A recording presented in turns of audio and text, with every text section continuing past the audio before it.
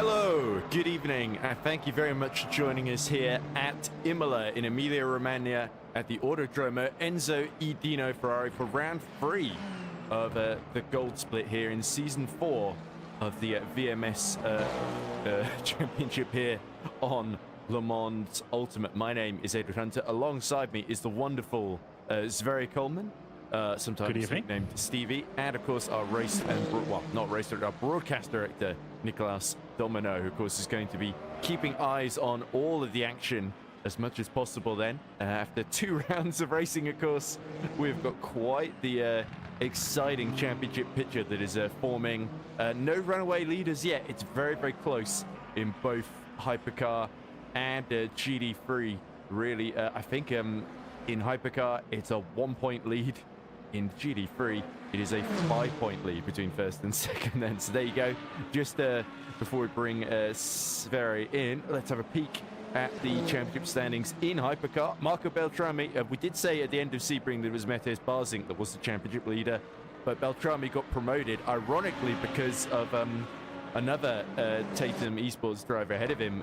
Mathieu Bazin got a penalty for the incident, I believe, of Robin Dichon near the end of the race. So that promoted Beltrami up a place, and that means he has a slender championship lead with just 1 point from his Polish rival. Behind them, our winner last time out, I believe you can just see him in the background at the wheel of Cadillac number 53. That's Eric Notzold, who was so spectacular in the race. Despite threatening to blow up the engine in the first stint, he was absolutely mighty. That early pit stop ended up being the making of his race.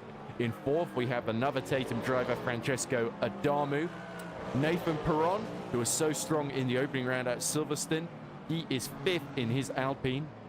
Mattia Di Campo and Lucas Cedar are both tied for P6.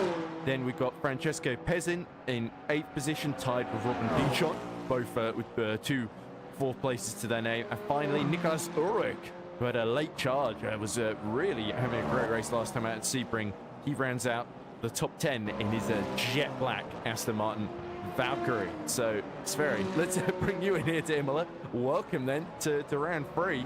And this is going to be a crucial one as we look. In fact, how about we let you read out some of the GT3 standings to see you given something to do other than just listening to me ramble on. Well, thank you very much for having me once again. Indeed, like I said, this will be could very well be a crucial part in the championship. It's the 3rd round with 5 more rounds to go. Well, still a lot of points on the table, but it's, well, every point count, of course, especially the championship this tight.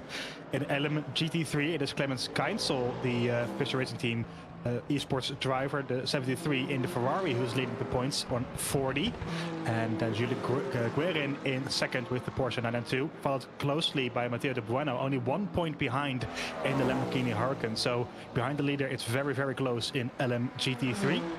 Then it's Kevin Bauer in 4th position, and the number 722 in also the Porsche 992 LM GT3 car on 27 points, so a bit of a gap between him and 3rd. Arthur Rontaert then in the number 70 McLaren 720S on 21 points in 5th. Jack Walker in 6th on 19 points. Then we have 2 drivers on 18 points with Mattia Panci and Eva Leproux in P7, P8 on both on 18 points, and Zoranovic in P9 on 15 in the Lamborghini Huracan, and Battistella rounds up the top 10 on 10 points after 2 rounds, also in the Lamborghini Huracan. So it's there's a bit more gaps there in LM GT3, especially compared to with the leader, but it's still very close and all to play for. Especially because our winner from the opening round, the 2 hours 40 minutes to Silverstone, Clemens Keinsel, had a very difficult race at Sebring, fell to I think P9 by the end, just 2 points to his name for that round, while Matteo De Bueno, who had a screen freeze I think early at Silverstone, which limited what he could do in that race. He won at Sebring, got his first ever gold split victory, and he is really rocking up the standings. And then Julian Guerin in between them has been consistently, he was 3rd at Silverstone, I think 4th at Sebring. So yeah, Julian Guerin always there or thereabouts and ready to pounce when those ahead hit trouble, as he did so spectacularly in the closing stages at Silverstone as well, when that big battle with Mattia Panci and the Jack Bolger. So yeah, we don't expect the weather to play too much of a part here at Emilia-Romagna. You can see bright and sunny skies, and it's only a 5% chance of rain for the race, 0% chance of rain in either practice, which you're looking at the moment, just finishing now, or indeed qualifying coming in just a few short moments' time. There's Mateusz Barzenk. He'll be so keen to officially get himself in the championship lead and get a march on Marco Beltrami. But of course, I believe it was this round at Imola last season where Beltrami in Hypercar got his first win in the gold split as well. So this is certainly a happier hunting ground for him in the past, and Beltrami definitely has got something to prove at this phase of the season after a difficult round in Sebring. Yeah, for sure. He looked so strong at Silverstone with a lot of fighting there going on in the top 4 with all those Cadillacs in the field. So he got 38 points in the first round, winning that race, but only 8 points in Sebring after finishing in 6th in the end after the car ahead of him got a penalty. So he'll be hoping to bounce back after that. He's still in the lead, like you said, on a single point after a penalty. But Mateusz Barzenk, just behind him on 45 points, had 2 second places in a row. He's looking very strong as well. So if Mateusz Barzenk is able to continue that good form, he might very well be a threat here to overtake Beltrami in the championship for real this time. Yeah, interesting. Look at those practice times. By the way, David Nashkidashvili in the Ferrari 499P, topping the times with Bassan just behind him. Now, this is the first Gold Split race we're doing since the update, isn't it? If I'm not mistaken. It is, yeah. Sorry, so obviously the Gold Split have had the most time to prepare for the first post-update race, I guess, which is this right now.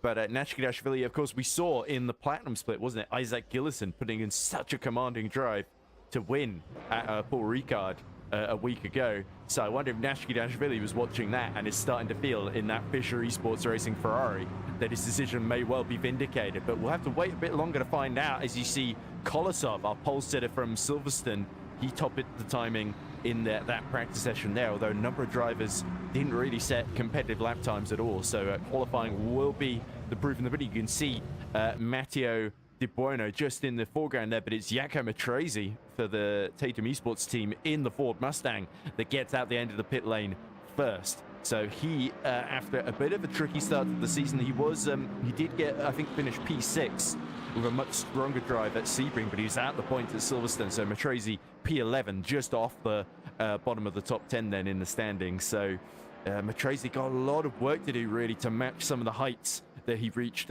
last season, but certainly he has been recently getting it together, and he certainly has not taken a defeat at Silverstone lying down, has he? Yeah, I'm kind of expecting a lot more from Jaco Matrese after the first 2 rounds. Like I said, he scored 0 points in Silverstone and then 8 points at Sebring. So he's been on the rise ever so slightly after that very difficult opening round, but he's looked so strong last season especially. So I'm really quite disappointed that he hasn't been able to get his car up there at the Ford Mustang. Not really the car of choice mostly for most of these drivers, but he should be able to get a lot better than that. And to be honest, the same can be said for Vladislav Kolosov. You were mentioning him earlier, that pole position at Silverstone, but then just dropped back in the Lamborghini Huracan and failed to score or failed to finish in Sebring as well 2 weeks ago. So he has been looking very quick over a single lap, but in the race it's just not worked out for him just yet. So I'm curious to see if he's able to throw that around and score some good points here today. The qualifying is good, but the race really does need to improve for both of those drivers. Yeah, I tell you who did impress in duty-free last time at Sebring, Strahinja Zoranovic in the bright pink Lamborghini Huracan. Of course, our resident Serbian didn't qualify very high up. I think he was just inside the top 10 at Sebring, but was able to finish 3rd by the checkered flag at an amazing sort of middle phase of the race where he was making up ground. You see briefly yellows in the final sector before they clear, so I think everybody just backing up to make sure they get enough space for their first flying laps. Matrese dives it in to the Tamburello chicane and puts the Mustang through its paces then as he accelerates out of Tamburello towards the Vilna Variante, the sort of second chicane here. Another much higher speed actually than Tamburello. You've really got to be careful not to understeer off into the gravel. And I imagine the hypercars, we're going to see a number of some of the less confident drivers, or drivers that are taking a lot of risks in qualifying, maybe dip a wheel into the gravel here and there. But uphill out of Tosa and towards Puritella, it's looking like a steady first sector, about 7/10 off the current best that's been set by, I think, somebody behind him. I think so too. So it's a bit of a safe lap for Jaco Matrese the first time around. No surprises there, of course. Not running any tire warmers, so you don't want to over push and spin and lose the tires at all on that first lap. So 7/10 isn't all that bad, to be honest. It's just very safe, and he's just trying to keep the tires alive for the multiple flying laps that will follow after this one.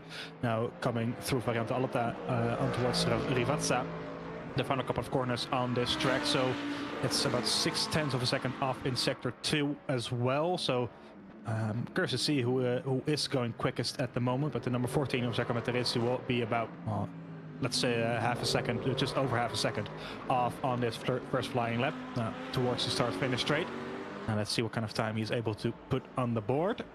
Gonna grab my own prediction, time prediction. I put in a 41.5 as a prediction. It's a 43.8, so it's about 2 seconds off that prediction. So we're gonna see if anyone is able to get anywhere near close, as Jules Neal put in, and Zoranovic also put a lap time in just behind Materesi. Clemens Keinsel now in second. So I'm expecting maybe about a second and a half quicker come the end of this, but they're all keeping it quite safe for now.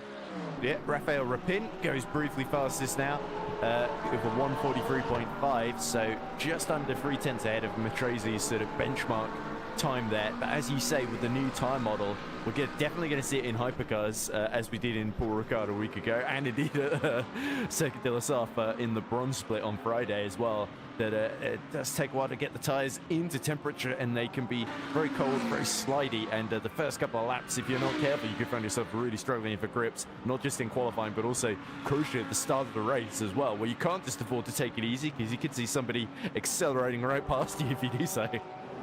Yeah, that's really prominent in the new hypercar tires. We'll see that later.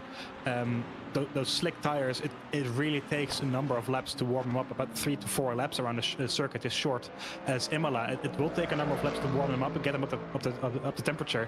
And if you don't do it correctly, then you might very well find yourself on the back foot. And during a longer race, an endurance round, for instance, it doesn't matter all that much, of course, where you qualify. But around a track like Imola, where it's very difficult to overtake, and it's a sprint race as well, so an hour and 20 minutes, qualifying matters just a bit more. So you do want to start out on front and have leave the rest of the pack behind you as much as you can. So you really don't want to bottle that, as we see Materesi extending his time to 42.5 now, so that is a bit quicker. That's the second I was talking about 5/10 clear of Zoranovic, but now 3/10 clear on Matteo de Buono's Keinsel goes second again in the Ferrari, 59,000 of a second behind. So now the quick lap times are coming in. Yeah, there's Julian Gurin then. Just starting another flying lap down in 15th at the moment in the Porsche 992 in the shadow on eSports man. Just trying to follow. I believe that's Panchi in the McLaren just ahead of him. We've just had a poll, by the way, done in the YouTube live chat between who they think is going to get on pole in LMGT3. We have someone else is leading on 44%, which I believe Giacomo Matresi fills that requirement. Matteo De Buono on 30%, Clemens Keinsel on 90%, and poor Julian Gurin, only 7% of people think he's got any chance of pole position. So that was, if he needed any more motivation to prove him wrong, that should spur him on, as Clemens Keinsel sets the fastest first sector. So the Ferrari 296 starting to work well at its home track in Imola, of course, but Clemens Keinsel, of course, so brilliant at Silverstone, wasn't he? But had a much trickier time of things at Sebring. He'll be hoping this is a circuit that suits not only his driving style, but the characteristics of his particular GT3 car a lot better. And on the evidence of qualifying, very close to Matresi. Personal best in the second sector, but neither of them going particularly quicker on this lap than the current pole time. Yeah, Materesi is at yellow sector 2, so an orange sector 2, I should say. So it's no improvement for him there. So I doubt only slightly off, actually. Yeah, but it's only 9,000 of a second quicker in sector 1, so he doesn't improve. He goes 15,000 of a second slower than the professional pole time. There's Clemens Keinsel, and Keinsel goes from second to first. There we go. It's a 42.2, a 10th clear of Giacomo Materesi on 42.2. So it's a great lap there by Clemens Keinsel, and Jules Gurin going 5th quickest as well on a 42.8. So he gets a good lap in finally as well. That's Kolosov down up to 3rd on the 32.8, but Stella now starting his lap finally as well. He hasn't had a set lap time just yet, and he blacked out Lamborghini Huracan. But Clemens Keinsel is a great lap by him, a 10th clear of Giacomo Materesi. Materezzi, I really think that the poll might be right. And Clemens Keinsel is on there with 20% of the vote. So it's going to be right between Clemens Keinsel and Giacomo Materezzi here, I think, with potentially Kolosov grabbing that pole position from the both of them. But this is going to be very, very close indeed, with Panchi now going purple as well. Yeah, Mattia Panchi for the Renova competition team. He's certainly had some moments this season. P4, of course, at Silverstone.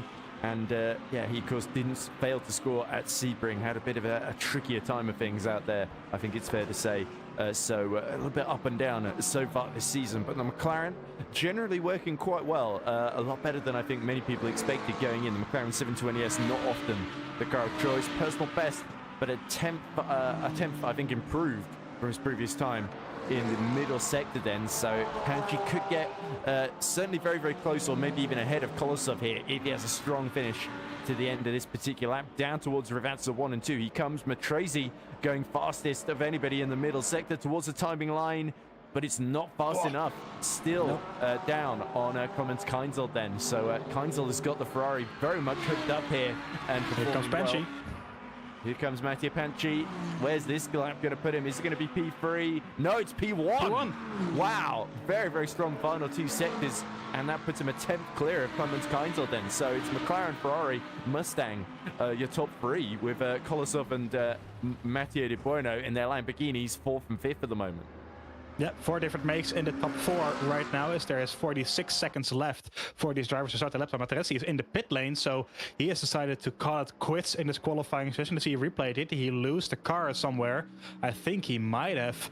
There, yeah, it's big off there through the gravel and hits the wall as well. So I hope for him he doesn't have any flat spots on those tires. He might have to use them during the race, but not too sure. That looked like frustration to me, because he was slightly away from the apex at the second part of the Villeneuve chicane, and then he just went all the way to the other side in the gravel. It could very well be, yes indeed, but his qualifying done. Same for Clemens Keinsel, also in the pit lane. Panchi goes for it again, though it's a yellow sector 1, so no improvement there, but he doesn't have to improve, of course. The 2 drivers behind him are already done in this qualifying session, as the clock is now down to 0 for these drivers to start their lap times. It's only Kolosov is on track there, so he might be able to get another lap in. But Panchi could very well be on pole position here for today. Yeah, this is the number 60 Mercedes. Oh, we're getting it very wrong through Villeneuve. So it's Galetti, I think. Yeah, it is Galetti. We saw Galetti did go to the pit lane. He's not number 45 as he is on my sheet. He's actually driving car number 60 in this particular race. So clearly there's either a livery that's not ready or it's been changed at some point. But nonetheless, Galetti will be left to lick his wounds in 12th position. So it's ahead of Jack Bolger, though, who is in, I think, still out there trying to set a better time. But this is not good news for the Englishman, Jack Bolger. Then Kelsey Osborne as well will end the session 14th fastest, and Battistella I don't think had a valid lap either. As we see Kurgin, what can Johan Kurgin in his Mustang do? It's P8, so a better end to the session there. Just jumps ahead of Rafael Rapin, and there is Bolger down in both sectors, only able to get up to 12th by the end of the checkered flag. Yeah, that must be disappointing for Jack Bolger. He had a decent run the last couple of races, but only P12 for him now, as that's LM GT3 qualifying done. Like I said, Kelsey Osborne on the back of the grid did set a lap time, but Galetti they did get a lap time in the end, so they'll start in P14. I'll quickly run you through the results then for LM GT3. It's a 42.1 as a lap time for Mattia Panchi. In the end, he gets pole position, so the YouTube poll was correct. It is someone else who gets pole position, and not really someone that we kind of expected throughout this session. Clemens Keinsel in second. It's a 10th behind there, so it's still a very good lap by the Ferrari driver. Giacomo Materezzi in third again. I think he'll be happy with that after some disappointing results the last couple of weeks. Kolosov in fourth in the Lamborghini Huracan, with Matteo Di Buono in fifth. Rodriguez in the second McLaren in P6, with Jules Guerin in P7 in the end. Kurjan in P8, as we just saw in the second Ford Mustang, with Rapin in P9. And Zoranovic 0.8 of a second behind in 10. He runs up the top 10 there with Jules Neal in 11th. Still within a second though. Jack Bolger is the first driver to be outside of a second from pole position in the Porsche. He's on 12th, but Stella in 13th. And Galetti is the final driver who's at the lap time in P14, with Kelsey Osborne not setting any lap time in P15. Yeah, there we go. So let's hope Kelsey Osborne, we do get to see them on track, and Kelsey can maybe gain a few positions from the very back of the GT3 field. But yeah, certainly for Matteo Panci. We know from Silverstone that he does love a Hail Mary strategy decision, like staying out on wets when the track dries out in the final 20-30 minutes, as he did there, as he desperately tried to hold on to that podium. But he defended absolutely fantastically. Still got P4 out of that, so that's better than he would have finished had he changed to the dries like everybody else. So Panci, right when he needed it, the man 7th in the championship, qualifying on the front row ahead of our championship leader, Clemens Keinzel, who'll be pleased himself, I think, after a difficult round at Sebring, to be back to the front of the grid then. So, just a few short minutes until our hypercars are released from the exit of the pit lane. And really, our top three very, very closely matched. Marco Beltrami, Matis Barzank, and then Eric Noetzold, who, of course, missed the opening round of the season.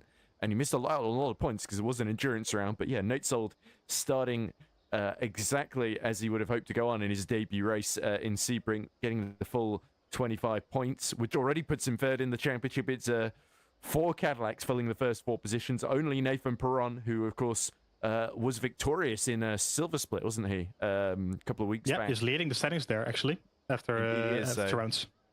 So he's sort of, this is kind of a bonus from his point of view to be competing and doing very well after finishing a P4 with a great drive in the wet at Silverstone. But it'll be interesting to see how the Alpine handles post-update, because didn't look like many of the Alpine drivers in the Platinum Split are having a whole lot of luck, it must be said. So maybe Nathan Perron can be the one to buck the trend here. Yeah, I would say so. He's been very, very good in the silver split, Nathan Perron, in the Alpine. So he is leading the points there on 43 after 2 rounds, including an endurance round where he finished well way down. He scored 18 points there, but he still managed to stay in the lead with Niclas Ulrich there DNFing in the second round. So he's had good form there, and he knows that Alpine very well after a number of races here at the VMS this season. So I have kind of high hopes for him. I think he should be able to put a good result in here come the end of it. It looks like Farinelli from Tatum Esports has been the first to get to the end of the pit lane. You can see, by the way, the Peugeot, the yellow and black Peugeot, that is Michele Di Lorenzo, sorry, who, of course, finished in, I think, the top 7 or so at Silverstone, got 9 points. For that. It was a very strong recovery drive after the Rezo, I think, got spun out on the first lap and was able to get the Peugeot back up the field. Didn't have a very long or successful race at Silverstone, Sebring, sorry, I think. So definitely in his home race, De Rezo will be keen to qualify well here. And we've seen the Peugeot post-update very, very good in qualifying, but a little bit trickier to handle come the race. I think it was our oh dear, and Eric Noetzold, either just getting out of everybody's way or he's had some sort of issue coming out of the pits, has gone straight into the gravel at Tamburello. I think he just lost it, to be honest. The cold tires. Well, there we go. That's the cold tires we were talking about earlier. Well, somebody has not done a whole lot of practice coming out the pits on cold tires, I would suspect, post-update.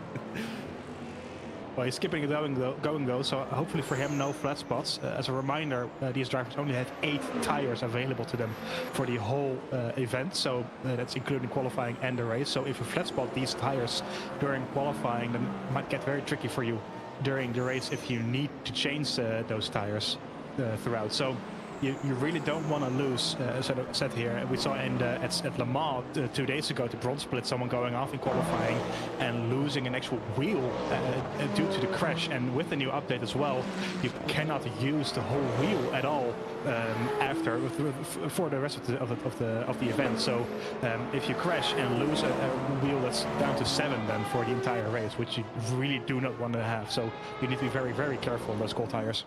There we go. Not just allocated tyre sets, but also allocated wheels. You've only got 4 on the car. Can't afford to really lose any of them, and hope they can just find a new one out of the back of the garage. But there we go then. Farinelli begins his first flying lap in the 777 Tatum Esports car. And of course, Farinelli yet to score this season. Hasn't qualified particularly high up the grid and has sort of struggled in some of the races. He's a former Platinum Split competitor as well. I think his best finish in the Platinum Split was P7 a couple of years ago. I think it was in the first season of VMS. So definitely Farinelli is a man looking to get back to his successful ways, and certainly the Tatum Esports team has been so successful, they definitely will be able to give him a couple of hints here at their home circuit to try and get him up the field. Of course, these first runs, as we expected, everybody trying to bed the tyres in for later in the session. But it looks like everybody is out of the pits at the moment. I think Fabian Roth, the last to join the circuit then. But yeah, Farinelli certainly not setting the timing screen alight. 9/10 off in the first sector and about 6/10 off in sector 2. It occurs to see as to what kind of lap time that counter relate itself to, because there has not been a lap time set just yet. So it might be the time in practice, I'm thinking, but I'm not sure if that's how it works. So I'm hearing that is the time in practice. So they're about a 6/10 of a second off from the fastest lap set. Philly's time then, yes. Yeah, it will be. So not up to speed just yet, as you said, Ed, but with the new tires, it will take a number of laps. That's a 43.2, and I think that's about, well, could very well be like about 5 to 6 seconds off the pole position time we will see in about 6 minutes time. So a lot more to come from these drivers. Ooh, there we go. Nashvili deciding to turn up the wick at the final sector there and going fast, beating his own time from practice. So he didn't look like he was sandbagging particularly in practice. There are people having watched Formula 1 testing will be getting a bit sick of hearing that, but that word. But sure. Yeah, he certainly is keen to. He is the only Ferrari 499P in the field, which feels crazy to say after the last couple of seasons where the 499P often was the car of choice. Now it seems to be the Cadillac, pre-update at least it was anyway. So yeah, Nashvili hoping the pendulum has swung around in his favor. Fastest in these first couple of runs was Antonio Fedeli in the Valkyrie. So yeah, the Valkyrie is again another bit of a wild card option. A handful of drivers deciding to risk it and see if they can get the most out of it. And we've seen Jerne Simčić fight for podiums in the Platinum Split with the same machinery. So he certainly was able to get a few pole positions last season. It can be done, but it's not necessarily straightforward. As Nashvili again goes purple, this time in the middle sector then. So certainly David has been waiting for a big opportunity this season, hasn't he? Only 4 points to his name from Sebring from finishing P8, but he certainly looks strong in the early phases of that race, so he'll be hoping to capitalize on the good form he's shown so far. Yeah, he sure does, and it's looking very good this first lap, as the Rezzo is now quicker. As I said, that Adamu goes quicker on the 31.7. Nashvili then to first on the 30.7, so he's the first one to go into the 30s. Still about 2 seconds off the predicted time that I have on my sheet here. But it is a good lap, and that Ferrari really has come back to life somewhat with the latest patch. It kind of dropped away, as you said, near the end of last season with some BUP changes, but now with the new tires and with the new BUP to the Hypercar that came with the update a couple of weeks ago, it really is looking again like the car to beat. As we see Fabian Roth in the Cadillac, the Purple Fish Racing Team Cadillac coming through Tossa. This is just disconnected connection. It is a disconnect. Oh no, he's back. He's still driving, I think. Yeah, it was just a blip. As a reminder, we are running new graphics here, including a whole new background system regarding to get to the yellow flags, which allows us to see a lot more yellow flags, bring you a lot more replays. So it's a lot more interactive, and it should bring a lot better coverage as well. However, it's still in a very early beta phase, so we're still testing things out. We're still trying to proving new things out. So bear with us if there are any issues or things that might not work as well as they should. But it should all be working out in just a couple of weeks. Yeah, Nashvili has really turned up the wick once more, as we see quick times pumped in by De Rezzo, Cedar, Bicatti, Farinelli, all in the 1 minute 30s and 31s, but Nashvili 30.1, so just a tenth ahead of Bassan. Bassan has been keeping pace with Nashvili. He's not far behind him on the road either, so certainly these two, they were the top runners in practice as well, and that's proving to be the case come qualifying, as Nathan Perron slots best of the rest in third, just 6/10 off a pole position, only just ahead of Francesco Pesin in the Valkyrie. Yeah, that's a good drive again by Nathan Perron. Is like I said, about 7/10 off Nashvili, so third place will be a very, very good result by the Alpine drivers. We are on board now with Mateusz Barzenk. It's in the 14th position, and the Cadillac 2 seconds off pole. This could be a very good lap. It's a bit of an improvement throughout, but not setting the time sheet alive there. Go P5 then on the 30.8, so 7/10 behind as well, slots in behind Petsin and ahead of Derezzo. So I doubt he'll be too happy with that, but it's a good improvement nonetheless. Let's see a replay then. This is another Cadillac, the 101, coming through. Oh, it's the same. Oh, it's a spin actually. It's both a slight connection issue and a spin there. So not really sure what happened there, but the Cadillac going around and losing quite a bit of time, I would imagine. Mardukovic still in 50. There's another spin with 777. Yeah, coming through the final corner, Rivazza, and he's back in the pit lane. So what happens here? Rivazza 1, all looking neat and tidy over the curb to the outside, and does it just snap over the curb? Just too much, yeah. And he decides to spin it round. Nearly hits Derezzo as well, who has to take to the grass and avoid getting in the pit lane. But yeah, that was not ideal for Michele Derezzo. No, not really. It's another replay from different angles. Also, thanks to the new system that we have. It's just he loses the car very early, like before turning in. Backs into the Peugeot as well. Yeah, he does. I get what he was trying to do, but it's quite unsafe what he did there. So it's still a P11 now for Farinelli in the 777. Let's see Fabio Rolf getting track limits for this lap as well, but it could have ended very bad for those drivers very easily, but luckily didn't. Yeah, good lap pumped in by Eric Noetzold to go 5th fastest, although Barzank, the man second in the championship, has gone 2nd fastest, just 67 thousandths behind Natchkiashvili's current pole time.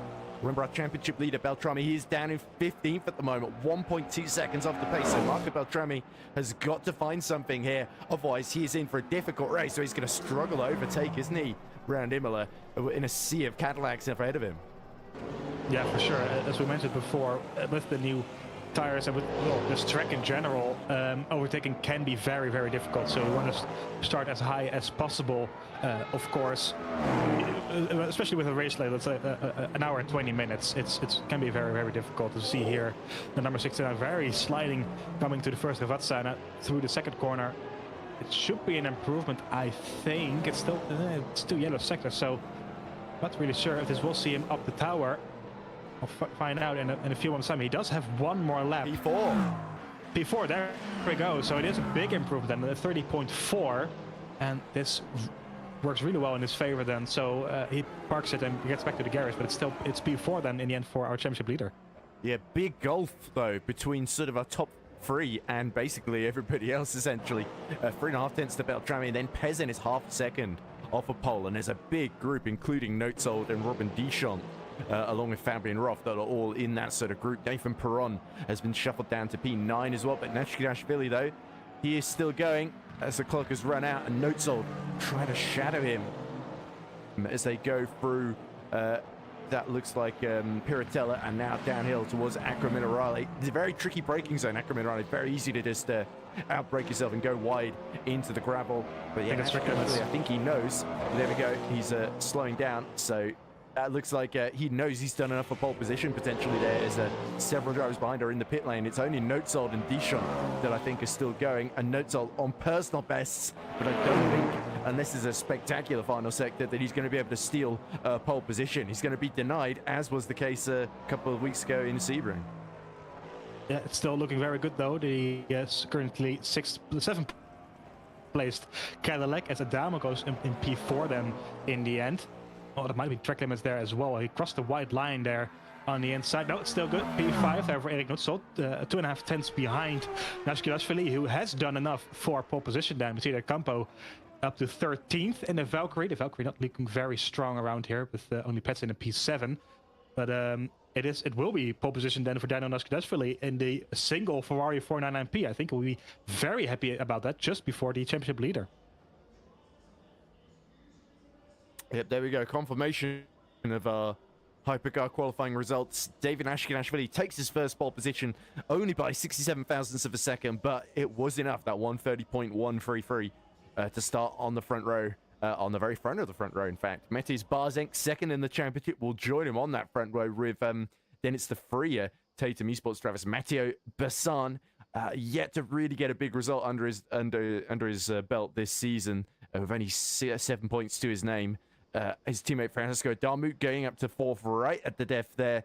Then we've got Eric Notzold as well, just ahead of Marco Beltrami. So Beltrami did improve ultimately up to P6, but his main championship rival is P2 on the grid, 4 places ahead of him. So it's a better situation, but it's still a sea of Cadillacs to negotiate. Francesco Pezzin is P7, half a second off the pace. Then it's Robin Deschamps first at the Peugeots after finishing P4 last time out. Then Fabian Roth lines up P9, and Nathan Perron rounds out the top 10 in the Sol Alpine. Lucas Cedar lines up 11th after taking a podium last time out. Michele Di Rezzo lines up P12 in his Peugeot. Mattia Di Campo, with a late lap, gets up to P13. Mohamed Colombo gets his Alpine. So there is another Alpine, and it is Mohamed Colombo, so we should not forget about that. In 14th, 9/10 away from pole. Bicatti lines up 15th on the grid, just ahead of Farinelli, who had a bit of a messy session overall. Velin in the Porsche 963 lines up 17th. Mardukovic will line up 18th in his first appearance of the season, and then Antonio Fidele, 3 seconds off the pace, will be 19th and last at the Hypercar field.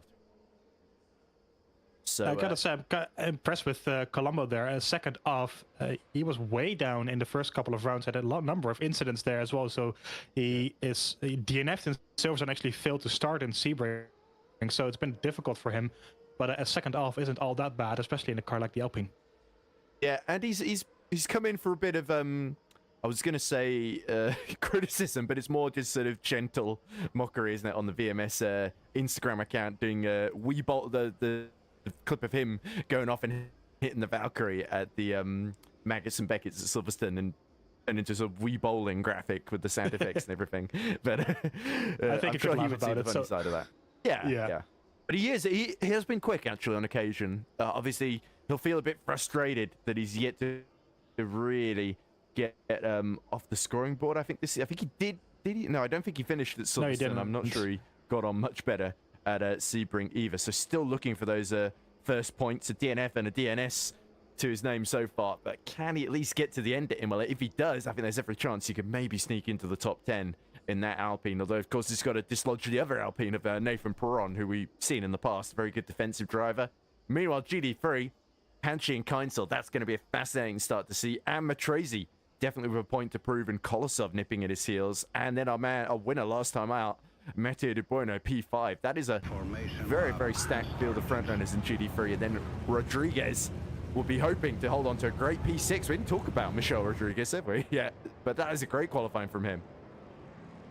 Yeah, for sure. That's a very, very good qualifying up into P6. I was going to quickly take his results in front of me. He scored 3 points so far, 2 points at Silverstone and a single point at Sebring. So that's both of them in 10th position, including the endurance round. So up into P6 now, I think he could be very, very happy with that. So should be on for some good points if he manages to stay there.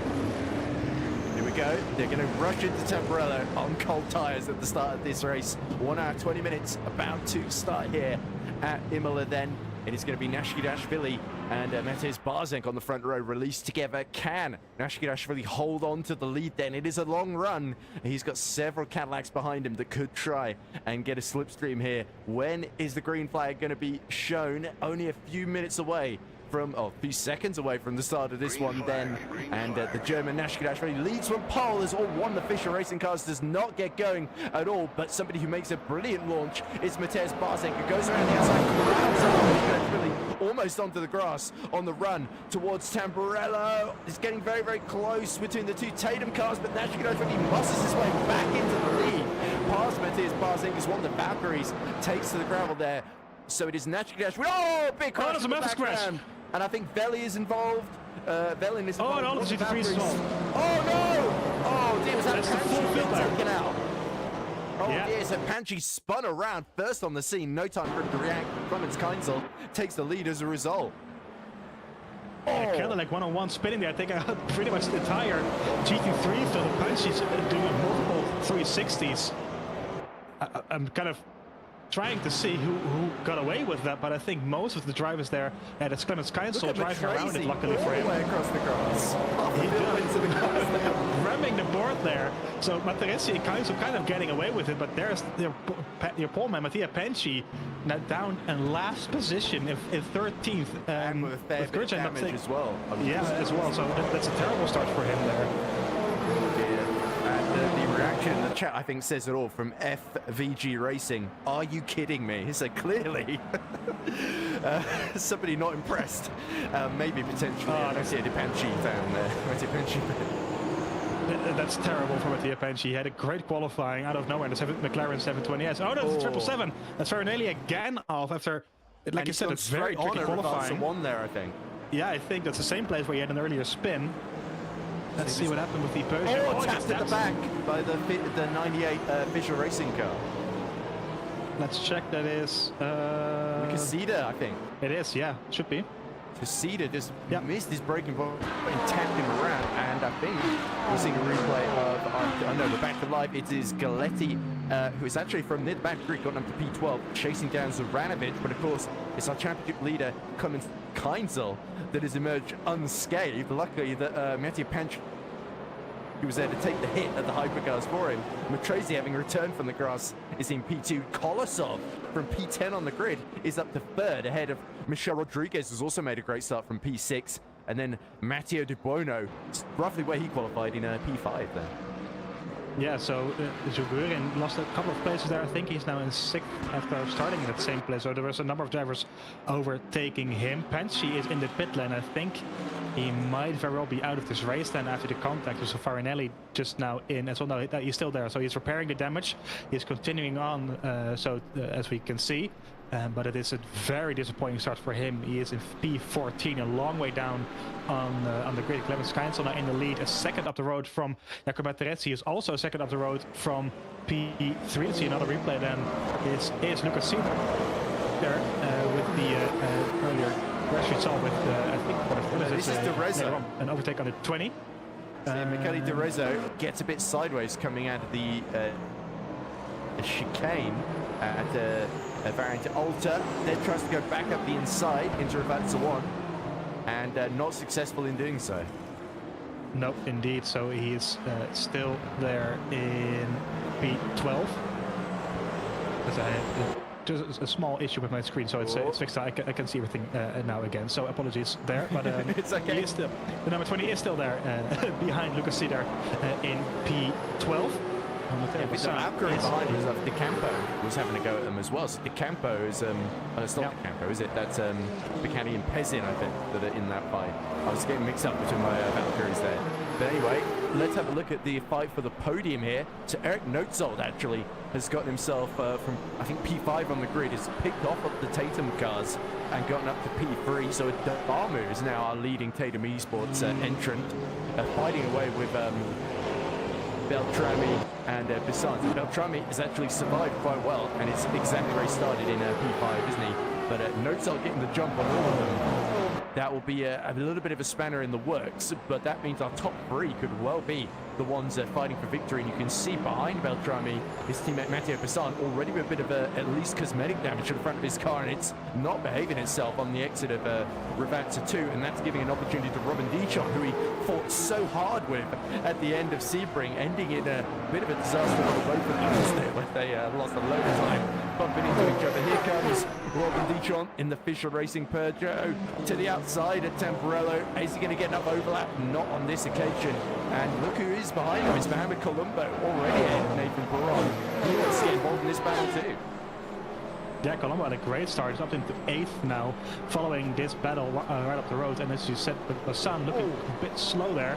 Now around the outside goes Nathan Perron on Colombo. Both Alpines there together, so the 26 fighting the number 3. He's looking a bit quicker there, and Colombo seemingly having a track limit as well in the last lap, so not a lap for him on the board in that sense. So he's looking to help up the other Alpine just a little bit there. He was flashing the light saying, I'm quicker, I want to get by, but well, you know, not how it works. You still do need to get the overtake done, and I'm sure he wants to get that done as quickly as he can, as Colombo is dropping back ever so slightly, about 6/10 now on Robin Dichon up the road in the other French hypercar. As you see now coming into Variante Alta, and yeah, like I said, it's very, very difficult to find a spot around here at Imola to get an overtake in. Variante Alta is, of course, not really a place you often see it, and it's just a matter of following each other as closely as you can. And Yeah, that might be an opportunity for some, but it's all just just being patient for now and biding their time and getting a rhythm in. I think also they don't want to fall too far behind Robin Bichon because they'll get out of the slipstream, and then all of a sudden Kolman and Perron can find themselves split off from the rest of the top 7. So that is why Perron is seeing Kolman go a little bit wide as there's a big blocker there. I think that was the Valkyrie, wasn't it? Just ahead of Lucas Cedar de Campo. They had a bit of trouble getting it slowed down for the chicane. But yeah, they're all very tucked up very closely together as we look at Nathan Perron. Oh, Colombo in the gravel. He's completely missed the apex, and I think he's hit the wall there. Rob rejoining the circuit. So Colombo, a fantastic start, but one mistake has put him right to the back. Yeah, and I think he throw it back to the garage instantly as well. Let's see, we're going to see replay then. Honestly, just going very deep there. And he does hit the wall, I think.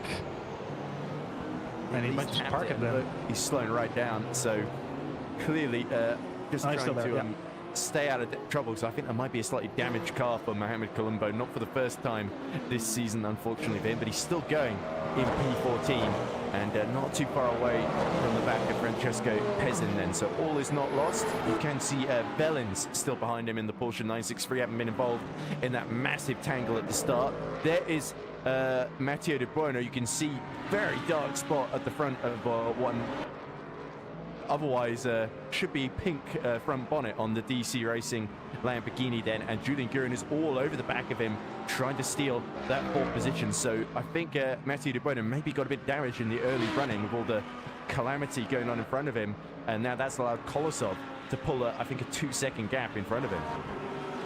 Yeah, I think Matteo De Buono was right up there with the whole incident happening at the back of the hypercar field. So I'm kind of surprised with how many GT3s are still running in this race. You see replay with 2 of the Podium Esports cars coming into turn 1.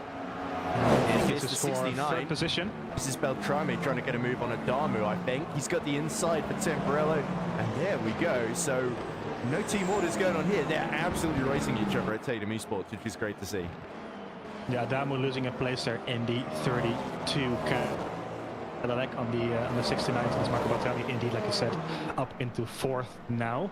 So it's always good to see teams fighting without any team orders. It makes it a lot more fun for us to watch, of course, instead of just driving in a train.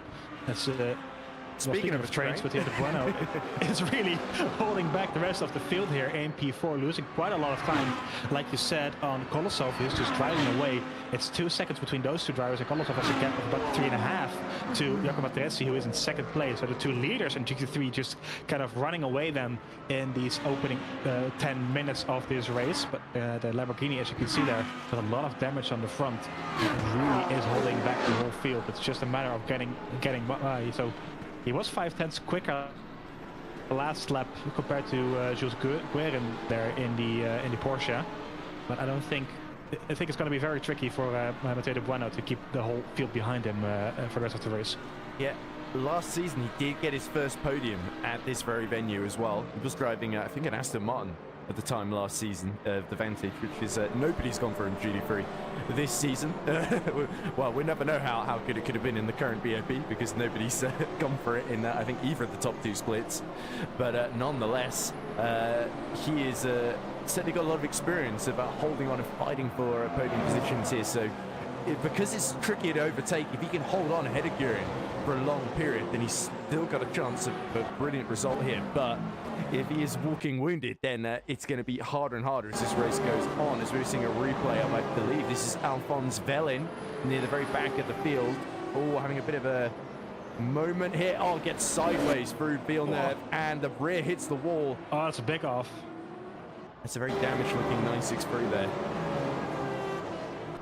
Yeah, that would look like a very big impact coming through Variante Tamburello. He's sort of done what Colombo did, but he's tried to accelerate, and he's lost the rear left wheel as well. So that's curtained, surely, for Alphonse. That is him done, yeah. Back in the garage. Speaking of back in the garage, I think Mattia Penci is also parked it. At least might be out of track again now, I think. Oh, he's on track. Never mind. I thought I saw him back in the garage again. But he is being left. Yeah, there we go. but nonetheless, what's interesting to me is looking at Nashkashvili launching away from Barzeng, but Barzeng, in a sort of rerun of Sebring, is falling into the clutches of Eric Notzold as well. Beltrami started to match the both of them, 1.9 seconds down the road. And of course, it does look like Bassan struggling to pass some of the traffic here. Has put him into the... Oh, as Robin Dietrich nearly runs into the back of him. At Tosa's hole, somebody's spun in front of them. It's Barzeng. That's Barzeng. Man, second in the championship, has had a massive spin at Tosa, so he's muscling one of the Lamborghinis. There's Eric Notzold right behind him. Notzold into the wall as well. And Barzeng then is spinning on his own. My goodness, that is throwing him right into the path of Eric Notzold. So these two not happy with each other or the GT3 traffic at all.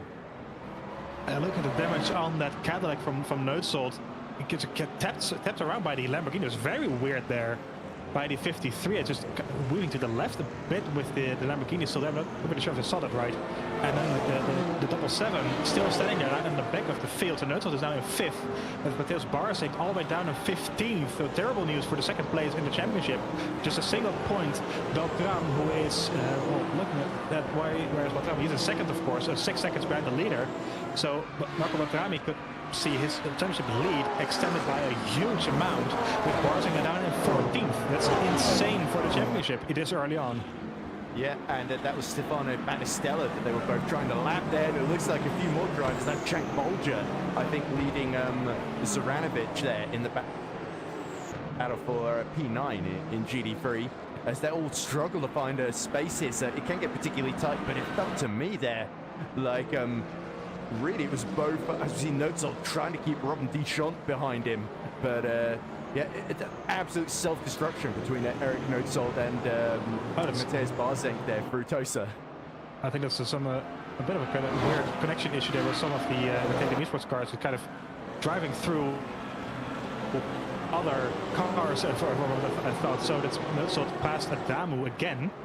Yeah, there goes Adamu now back in 5th position. So there was a bit of an issue there for Adamu, I think, who was up into 4th, and Notzold now back into 4th position with some weird connection things going on there. I'm kind of confused seeing cars going inside other cars, so that helps Notzold up another place after that spin up or crash that we just saw with the Lamborghini.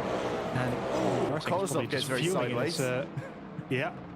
But meanwhile, this guy is just driving away together with Jacopo Teresi in the background. There you can see the Ford is a bit quicker on the last lap, about 2/10 quicker.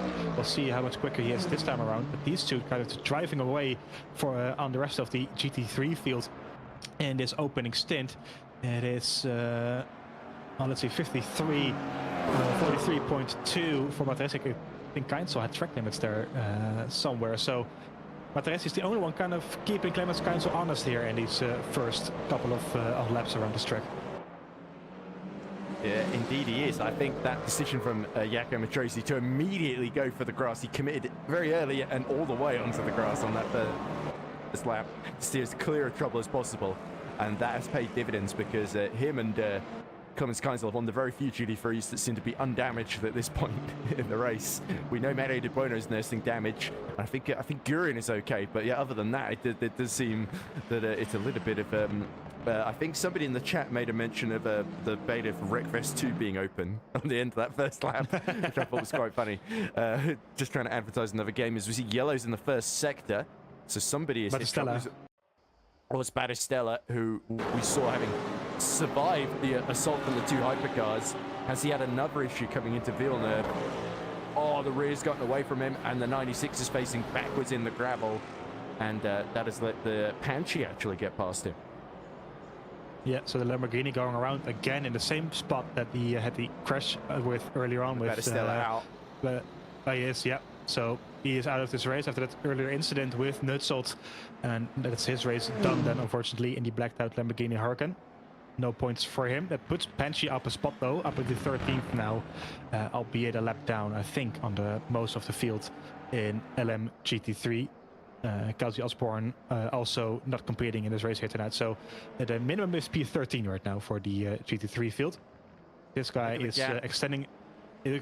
Indeed, it's 7 seconds now between Nashkashvili and Marco Beltram after, well, Barzeng and I think Notzold was there as well, dropping both of back them. from behind those two, and now 7 seconds already up the road to Beltrami. So that's great stuff by Nashkashvili. Yeah, we did see Kolosov getting a bit sideways while he was being lapped by the hypercars, and he's actually fallen into the clutches of Matteo De Buono. As you can see there, De Buono starting to get on top of the front end damage there, and has been lapping a little bit quicker than Kolosov, up to the tune of 2.5 tenths that previous lap. So could Kolosov have maybe picked up a little bit of damage, or potentially his tyres are just misbehaving at this early phase, which does not bode well for later in this stint then. But it's Lamborghini versus Lamborghini for the final spot on the podium. Julian Gurin, as ever, the vulture waiting in the wings to pick off one or both of them if they hit trouble ahead. As we see, I think that's the Campo spun around. Oh dear. So what happened here? That's the 777 of Baronelli he was fighting with. Side by side in Acqua Minerale. This surely can't end well. And indeed, it doesn't look like it has. Yeah, this is spinning it on exit. Yeah. Oh, that's terrible. And a terrible place to do so as well. The very high speed hits the rear as well there on the wall. But the Valkyrie goes around and is now back in 15th position, even behind Barzang then, who is just up the road. But it's a terrible stuff there for Matteo Campo, who is out of the points now. We want to quickly mention Kolosov, we're talking about in the LMGT3. We saw the same thing happening to him in the first 2 rounds of the season as well. He had great qualifying pace, but during the race he's just kept dropping back after either mistakes or his pace just not being up there and not as consistent as he needed it to be. So he won't be happy with that at all, as he, like you said, is dropping back on to 44.2, so losing another 0.3 of a second to Matteo De Buono. Speaking of losing time, Clemens Keinsel has been ruled in by Giacomo Teresi. It's 0.8 of a second slower last lap compared to the Ford Mustang behind. So the Ferrari now well truly under pressure from Materesi, who could be trying to go for an overtake here shortly on the 73. Yeah, how defensive is Clemens Keinsel going to get? Of course, Kolosov a long way down the road behind them. I think it's about 6 or 7 seconds now, the gap that they've pulled at the very least. And they're continuing to extend it then. So if you're Giacomo Teresi in this situation, do you go for the lead early doors, or do you sort of wait for the right opportunity here, as we see, more trouble in Hypercar? That's, I think, Colombo. Yeah, into the variant Alta chicane, climbs the curb, and then backwards into the wall. Oh, lucky the rear left tyre, I think, still attached to that Alpine. But he's certainly had his fair share of misadventures today, hasn't he? Yeah, I think that's... there's another crash. And a second crash as well. Right as we rejoin back from the replay, he has gone straight on in Ravazza 1. I think it's into Ravazza. Oh. It's, coming into the Ravazza. I think he had a bit of suspension damage. Wheel on lost the the grass. rear then. Almost collecting Materesi. And it's a big hit there, and that's him out of this race, I think. He's definitely been trying to impress us, because I think that's 3 spectacular offs he's had, and I think that might be the final one of all, as we cut back to the 69. So this must be Beltrami, having a bit of a connection wobble. It seems to be, as you say, a bit of a constant threat to Tatum Esports race has been their connection dropping entirely, but still running in a great P2, having stayed out of trouble and driven very, very sensibly indeed. Still a threat from his teammate Matteo Bissan, who, of course, with Adamu having his own connection issues, he's not got to deal with the other Tatum. So it's just these two fighting for P2, as Nashkashvili, untroubled really, continue to extend his gap in that 499p. So really, Nashkashvili is he picked the Ferrari 499p. He was the only one to do so, hoping for exactly this kind of scenario. And if this is an indicator of the rest of the season, then if you're Marco Beltrami, you could well be feeling a bit worried at this point. Yeah, for sure. Like you said, he's the only Ferrari 499p in the field. It hasn't worked out for him so far in this championship, DNFing at Silverstone and just 4 points at Sebring. But remember, that was before the recent update on LMU, so it could very well be that the Ferrari is back being a very dominant car, especially compared to the Cadillacs and the Peugeots that we have in the field, which usually aren't really the quickest cars either. So I think his choice for the Ferrari 499p might very well be a very, very good one. Just want to quickly mention, like our broadcaster has mentioned in the chat, we have some issues, some technical issues with the live timing in LMGT3. we're well, not really sure if we can fix it. It is a beta. Unfortunately, during this race, it is a beta. Like I mentioned, things can and will probably break. So all of this will be worked on for the rest of the for coming races. Of course, we'll try and get the fix in as soon as we can. So apologies for that. But we are just gonna work through it and still bring you the best broadcast that we can, of course. Yeah, and speaking of that broadcast, that's about it, because Mathieu de Bueno has picked off past Kolosov. So Vladislav Kolosov, our Russian driver, finds himself in a bit of a difficult situation here. But Gurin, nearly hitting the back of him through Villeneuve. So you can tell Kolosov is really struggling to sort of not lose those rear tires, essentially, through Villeneuve with that high-speed entry. And that's sort of trying to back Julian Gurin into Rodriguez, who, although I think Michel Rodriguez is more consistent than he is spectacularly quick on many occasions, has actually played to his strengths quite well. He's in P6, he's got Jules Neal right behind him in another McLaren 720S, who himself has recovered well from a slightly tricky qualifying. I think Neal was just outside the top 10, and he's gained, I think, 5 or 6 positions here. So yeah, Jules Neal having another strong showing, the Frenchman, but he's got to clear Rodriguez if he wants to be next to challenge his countryman Julian Gurin, and then in this train behind Kolosov here, who's very much the cork in the bottle. Yeah, he sure is. So Mathieu de Bueno has been able to get past him earlier on, and it's just kind of driving away. If you look at the track map at the left-hand side of the screen, you can see the green dot before, ahead of the green dot with the white line around him, and that is Mathieu de Bueno. So he's already quite far up the road, and Kolosov, again, during the race, just dropping back and losing quite a lot of time. There is Mathieu de Bueno at the front of your screen, and just dropping back every lap a little bit. It's almost half a tenth again in this lap, that he is actually quicker this time around. So he gained a little bit there, but he is, like you said, the cork in the bottle for now in LMGT3 after starting, well, third, I believe, and just not able to maintain the pace that he had. Very telling as well. Even in clear air, big twitch for both Kolosov and Gurin then through Villeneuve, but they save it and stay on the black stuff, or the tarmac as it's usually called. But interesting, looking at the time. Matresi's taking the lead from Keinzel, by the way. I can't believe we missed that. Maybe that's the issue with the timing getting down. What I was going to say was De Bueno was lapping, as we see a replay of the move, he's lapping 7/10 per lap slower than both of them as we see them fighting each other. Matresi getting close on the run into Tamburello, pulls to the inside, and Carlos Keinzel knows he is absolutely powerless there. So Matresi using the grunt of the Mustang to fantastic effect there, and now hoping to accelerate into the distance and potentially take his first win of the season. Look at Keinzel, he's got nothing in response at the moment. Yeah, that's a very good move by Giacomo Teresi, and I think Keinzel kind of knew, like you said, that he was coming and didn't fight it all that much. And of course, it's still a long old way to go. So 55 minutes on the board, so anything can happen, of course, within the almost an hour that we still have left racing.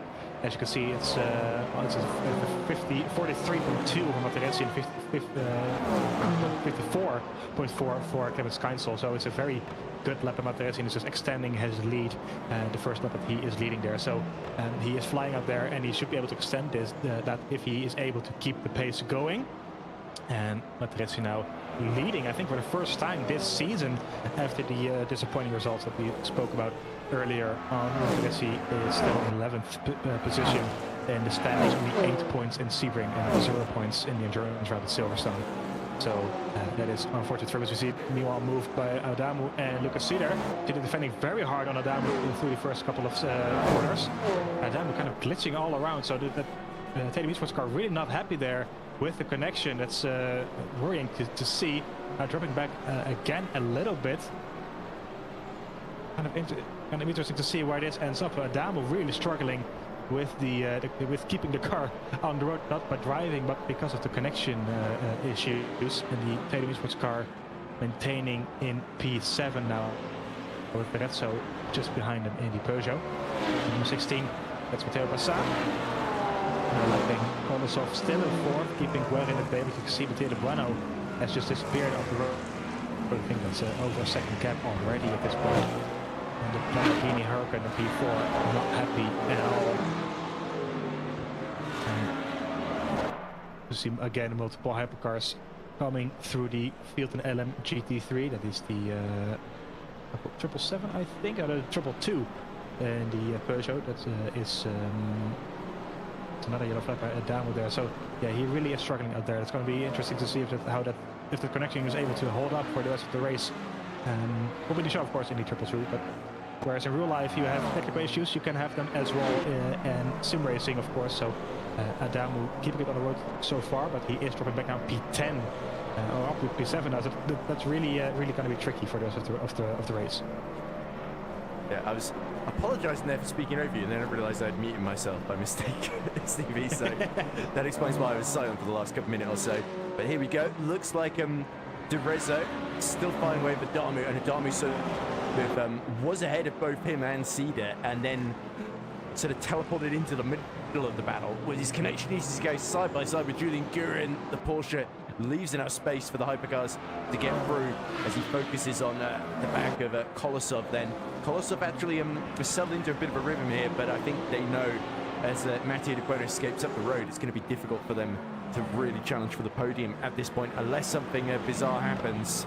But yeah, meanwhile, you can see here De Rezo actually being delayed a little bit. Oh, as Adamo, who's lagged sort of into Bicatti here. So Filippo Bicatti gets through into P8 now, and he's challenging De Rezo for 7th ahead of him. So Adamo, he is losing places hand over fist for really no fault of his own, I think it's fair to say. Yeah, exactly. He's now in 9th after those two places are gone. But the connection has been glitching in and out for a long time now. So we see Jules Neal trying to go, or at least take a look. Michel Rodriguez, who's still in P6 above McLaren's near the bottom end of the points in LM GT3. Of course, with the other McLaren, the third McLaren, the Kolman with the Apache in 13th after the crash earlier on. But Adamo, he is still lapping, but it's about 4 seconds lost last lap. The connection really isn't holding up so far. So I'm wondering if Podium Esports are going to have a look at that and might be able to, trying to fix it, or at least try to bring the car home as safely as possible, as safe as they can, without making contact with any other cars. But he is still running for now in P9. And behind these two, it's Lorenzo up into 7th after that with Bicatti. We haven't really seen Bicatti all race, but he is now up into P8. And I think he qualified outside of the top 10 with multiple issues going around for the drivers here. He is now well and truly in the points. Of course, we saw Mateo Barzank spinning out early on from 2nd place, same as Nutsol, who made his way back up into P4 now, with Barzank still in 12th position, which is very, very disappointing, of course, for him. So Bicatti now up into 8th, just behind the number 20 Peugeot. Yeah, Filippo Bicatti is the absolute ace lift motorsport team. He certainly had some good performances. He was challenging really at the top 4 in the early phases at Silverstone as they lap. That looks like Clemens Keintel in number 73 just making way for them. That's not going to help him in his battle against Jaco Matrese.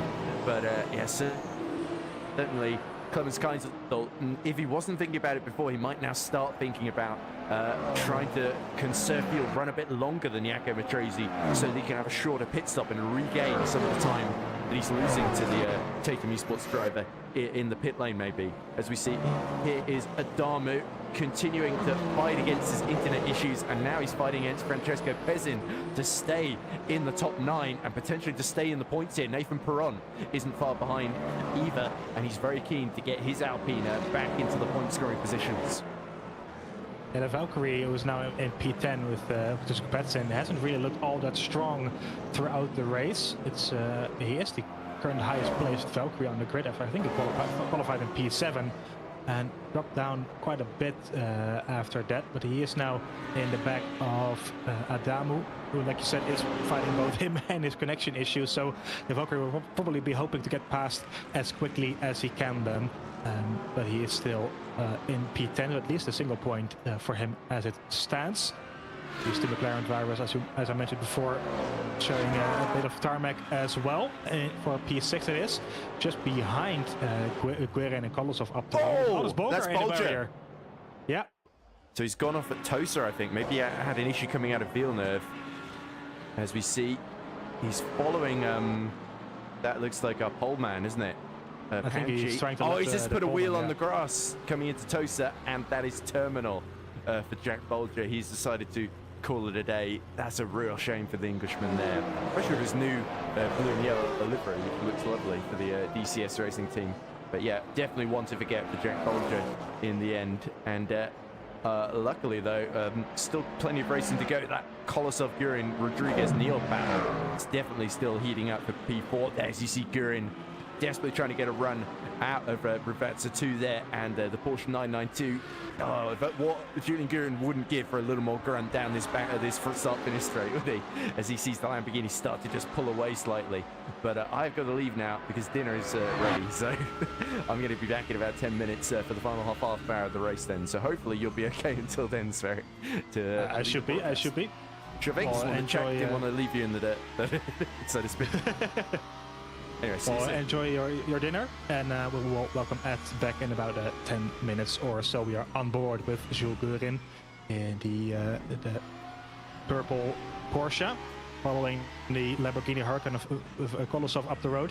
Kolosov really dropping back throughout the race. It's a long way back from Mattia da Campo. He's not really, you can really see him on your screen anymore. So Lamborghini very much struggling up the road. Michael Rodriguez also is following these two. You can see how slow the Lamborghini is through Piratella, losing a lot of time there, but just not able to get past, not having the top speed to get a move in. The Lamborghini, of course, running a V10 or a V12, I think it is, and able to stay ahead just enough on the straights in order to keep the Porsche behind.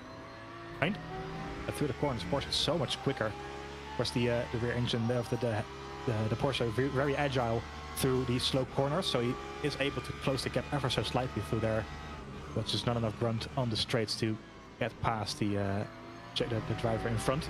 A bit deep there into Rivazza, but not enough to get a move on. So 46 minutes still left in this race. The third round of the VMS bronze split. Apologies, the gold split, of course. I've been doing a lot of bronze lately. Last Friday we had the long round at Le Mans, so I'm still stuck with my head at bronze, but it's very much the gold split, of course, here on the Sundays. And we are 46 minutes still left to go in this race. About 35 minutes. Oh, there's a big wiggle there for Jules Gurin coming through the first sector, and it's really ideally if you want to get a move on the driver in front. So drop back ever so slightly now, and trying to close the gap back once again. With a hectic start of this race, if you've just joined us, it's still Nashki Dutchfully in the lead in Hypercar, 10 seconds up the road from Marco Batrami, who is in second position, ahead of Bassana in third. And we had Mateusz Barzank, the second place in the championship. He was in P2 for a while, dropping back quite a bit. There we see the halfway through standings of this race. He's out of the points, as you can see. It's Nutzelt, but also a big crash halfway through. He's still in P4 though, after issues for Francisco Adamu, who's now dropped back quite significantly as well. The first Peugeot of Robin Dichon in P5, with Lucas Cedar in P6. Lorenzo, the second Peugeot, in 7th, with Pecati in P8, at starting outside of the top 10, with Francisco Adamu, as I mentioned, having a lot of issues with his connection and losing a lot of time in P9. I just felt to see who's in P10, but it's Nathan Perron in P11. With Mateusz Barzank, as I mentioned, the second place in the championship in P12. Fabiano Rolf in 13th. Mattia da Campo also having early issues, down in 14th position in the Valkyrie. With Parinelli, difficult qualifying, difficult race, still in P15. And Mohamed Colombo, Fideli Velin and Mardukovic are all out of this race or did not take the start. Again, very close there for Jules Gurin in LMG3. It's still not close enough to get a move done on the number 4th placed Lamborghini. And the two McLarens behind, Michel Rodriguez and Jules Neal, also just breathing down the necks there of the Porsche up front. And as Ed mentioned earlier on, Kolosov really just a cork in the bottle here. Now, potentially a move there. There we go. Around the outside, Jules Niels goes on Michel Rodriguez, but Rodriguez keeps his car as wide as he can with 28. Has a better run there through Tosa on the outside now for Piratella. Might be able to get the move done around the outside, but it's a long way though. He's still there. He makes it stick for now, the 28. And I think it gets the move on. It's a very nice move there indeed by Jules Neal, who moves his McLaren up into 6th position, ahead of Michel Rodriguez, who is now down in 7th position. A great move by the McLaren driver, and it's now up to him to go for a move on Jules Guerin up the road in the Porsche. It's Mateo Bueno we saw just briefly up in 3rd, and Guerin really just breathing down the diffuser of that Lamborghini Huracan. This really is the closest gap that we have in LM GT3. As mentioned earlier, apologies, we have a bit of a technical issue with the timing there in LM GT3, and something we will fix for the next round coming Friday. But unfortunately, it's just going to be based on a good old Mark 1 eyeballs to see everything that's going on in GT3. Oh, that's Jules Neal coming into the pit lane even. So after about half an hour of racing, Michel Rodriguez is the first GT3 driver to come in the pit lane in 46. And he will get in some new fuel to go to the end of this race, I'm assuming. We'll see if he takes any new tires. I'm not kind of expecting him to take any new tires, to be honest, with it just being a single stop there. And I would imagine all of these drivers starting on fresh tires. To see the virtual energy there. Crucially, if the car is in the red, that means they have less than 10% of virtual energy left, which I think is about 2 or 3 laps around this track. So Kolosov will be coming in shortly as well in GT3, but the energy is all looking roughly the same for most of the drivers out there on track so far. So not really any big surprises there, as Rossa Sim Racing is saying pit stop mayhem coming in soon. It could very well be the truth, yes. If everyone is deciding to go for a pit stop at the same time, we could see a lot of carnage indeed for at least I think about the next time. Oh, that's Kolosov going very wide. Coming through Aqua Minerali, losing the rear, and finally Jules Guerin gets the move done and up into 4th position. Jules Neal might be going for a move then as well, going down the inside there. Variante Alta, that's not really a place you want to go down the inside of, but he remains behind for now. Kolosov finally being passed with Jules Guerin, who is already disappearing up the road in the Porsche. You see another hypercar coming through. It's the 53 of, I think, Erik Nutsold up into 4th position. And Nutsold closing the gap on Matteo Bassan for 3rd.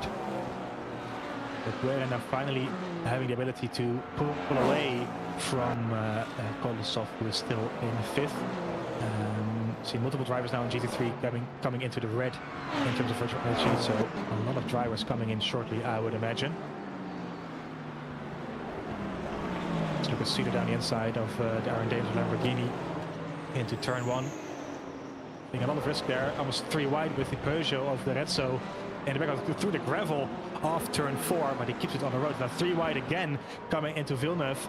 Oh, that doesn't really work, and it's a spin with the 44 of Fecciati, that is, and Lucas Cedar now also losing a place on the Peugeot there. So big contact with the Rezzo in the Peugeot, and the Ducati there spinning around in the Cadillac. Let's see a replay of it. It's just 3 wide coming into Villeneuve. That doesn't really work at all.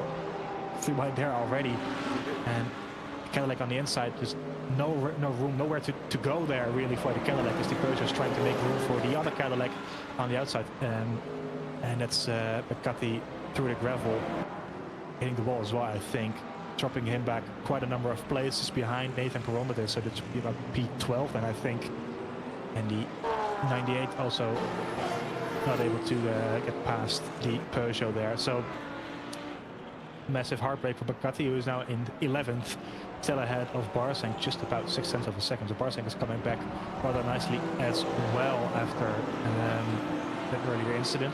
Actually, it's 4 seconds on Nathan Peron, so losing quite a bit of time there. The Cadillac does, unfortunately for him.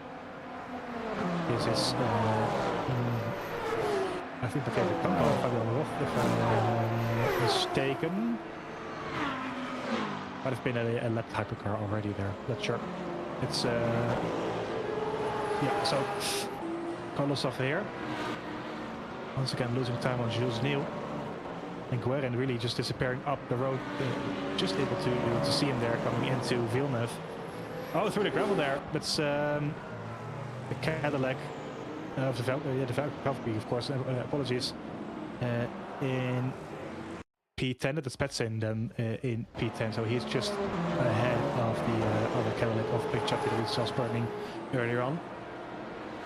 It's a replay trying to overtake Werner on the outside and then being overtaken by Nathan Perron there in the Alpine, getting a tap there and through the gravel into Villeneuve, losing out a place on the Alpine driver. And being overtaken again by the GT3 driver as well. That's not really something that you want to have happen while driving a hypercar, of course. But it's Petsin now into 10th. And the YouTube admin saying 3 wide into the second chicane just made our head steward wince. Well, I can imagine, yeah. It's probably something that the stewards might have to look at come the end of this race. And not really something that works most of the time when driving these, well, rather big racing cars. Of course, it's not really a narrow track as well. It's an old track, so not really being made for hypercars to go through the second chicane 3 wide. Meanwhile, it is still Daniel Nashkashvili leading the way in the 67 Ferrari 499P, the only Ferrari driver in the hypercar field. And he's just able to pull a bigger gap on Marco Batrami, who is still in second. About 13 seconds now between the two. Another second last lap with a 30.6, a very good lap time, almost matching his best lap time of the race. And his best lap time is almost a second clear of Marco Batrami as well. So that's really just flying here tonight around Imola. And Marco Batrami just not able to match the lighting pace of the Ferrari up the road. Reminder, Marco Batrami is your championship leader in hypercar on 46 points, just a single point ahead of Mateusz Barzeng, with Mateusz Barzeng down in 12th position after an earlier spin at the same corner pretty much where Nutsold had a crash as well, but nothing to do with one another, just spinning on his own and down in 12th position, probably on some flat spots as well, so he won't be too happy with that. Since his Terrazzo being held up a bit by Jacopo Materesi, your leader in LM GT3. And this might provide Lucas Cedar with an opportunity to go for the move in the 89. Apologies, the 98, of course. The Fisher Racing Team Cadillac. This is for 6th position. No, he chooses to back out for now. He went in and had a look, though, on the inside of the Peugeot, but he decided the better of it and backed out for now. And it's Francesco Adamu in the background of these two as well. Adamu having a lot of internet issues, connection issues earlier on, but he seems to have fixed it, question mark. He is looking stable for a while now, though. So about 4 or 5 tenths behind on the fellow Cadillac, the 98 Fisher Racing Team there. Meanwhile, Jules Neal does finally get the move done on Kolosov for 5th position. And it's Kolosov losing a lot of positions now in the last couple of minutes. Back from 3rd, and the move set him being set up very nicely indeed by the McLaren driver around the outside, which becomes the inside for turn 1, and the Lamborghini not putting up too much of a fight there indeed on the 28. And Kolosov again just not able to continue his good qualifying performance, losing a lot of time during the race and dropping back down to 6th position now already. Kolosov down in 17th position in the standings after 0 points. It's also on a DNF Sebring, so it's not the start of the season that he would have hoped for sure. Round 2 then for Lucas Cedar. It's a quick run again on the Peugeot. The Peugeot is very slippery on the straight. It's not easy to overtake that car. Not easy to overtake at all, of course, but especially the Peugeot, who is having quite a bit of quite some good top speed indeed. That car being made for Le Mans. It's designed for Le Mans, and Le Mans, as you might know, is a lot of straights. So you can imagine the top speed being very good, of course. So you can see they're having to push quite a bit on Michel Derezzo to get up into 6th position. Lucas Cedar, of course, this is his 2nd race at the Gold Split this season. He did not participate at the endurance round, but he did get a podium last time out. He finished 3rd in Sebring, so 15 points for him. Sees him 7th in the standings. I think he will be happy with some good points this round as well. So Damu now has a better run on him as well. On the outside now for Variante Alta. He backs out for now. Things better with, of course, Alta. Not really to a place to overtake. I'm just getting notified, of course, that with a new rule that we have, I think it's a new rule that we have, but after the third round, drivers may choose to go for a new car. That's not something that we've talked about before, as we see that Kolman in the pit lane now in the Lamborghini. So he'll be making his first and only stop. The drivers are able to choose a different car for the pretty much second half of the season, starting at round 4. So we might see a bit of a change then with the cars that are currently running right now. The Ferrari right now looking very quick indeed, especially compared to the Cadillacs and such. So we might see some drivers opting to change that car and go for a new vehicle, and potentially a lot of them choosing to go for the Ferrari 499P then in Hypercar. There's 33 minutes left to go, so almost an hour in, 10 minutes to 50 minutes in this race, and as someone said, I'm almost 50 minutes on the stint. That's indeed very good for a lot of these drivers. A lot of them fuel saving, I imagine, as you see Mathieu de Bueno and Jos Gurin also in, and the leader in Hypercar is in as well. So Nashkidashvili is in the pit lane, making his first and only stop. And I would imagine that most of the Hypercar drivers will be coming in shortly as well. But Rami continues though.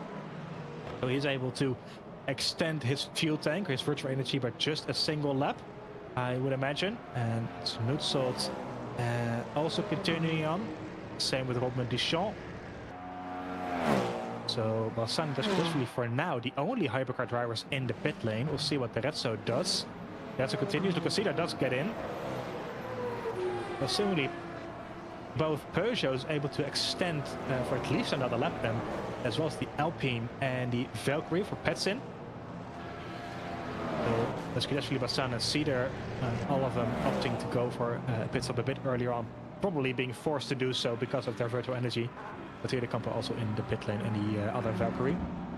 So probably being forced to do so with the virtual energy no longer lasting, but still a lot of pit stops to come within the next couple of minutes. Yeah, and hello again, by the way. As we see, in comes Jaco Matrese from the GD3 lead. So he's designed to pit. Is Clemens Kaiser going to follow him in? Yes, he is. So Kaiser's still within about 3 or 4 seconds or so of his Italian rival here. So this could be very, very crucial who gets out of this stop first in the fight for the GD3 race victory. Yep, indeed, and I think more drivers will be coming in as well. We saw Jules Neal getting up into he's in third now after Guerin and Rodriguez, of course, made a stop a bit early on, and he's coming in as well now. With same with Rapin. I think Mathieu de Bueno will come in as well then this lap. Oh, there you go.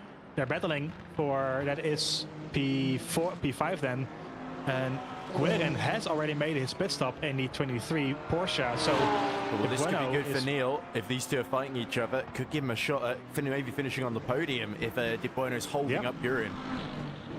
Yeah, he won't be happy with that, but Guerin really, really holding up the Porsche through this sector. So even on heavy fuel, the Porsche is that much quicker than the damaged Lamborghini, which is kind of surprising, to be honest. And Mathieu de Bueno is, well, rightfully so, he is defending it. It's still position down the inside now. And there we go. Nice, gets it done. Oh, the shadow on esports just about muscles its way through. If that's the one, he wasn't going to wait to the end of the straight. He wants to get through as quickly as possible. Now, this could be the problem for Julian Guerin. The Lamborghini tucked up right behind him. Can Mathieu de Bueno find a way to make a move in at the inside at Temporelli? There goes Rapin coming out the pit. So Jules Neal has jumped both of them. It's now 3 wide. Guerin to the outside. He sees de Bueno sliding up the inside of him.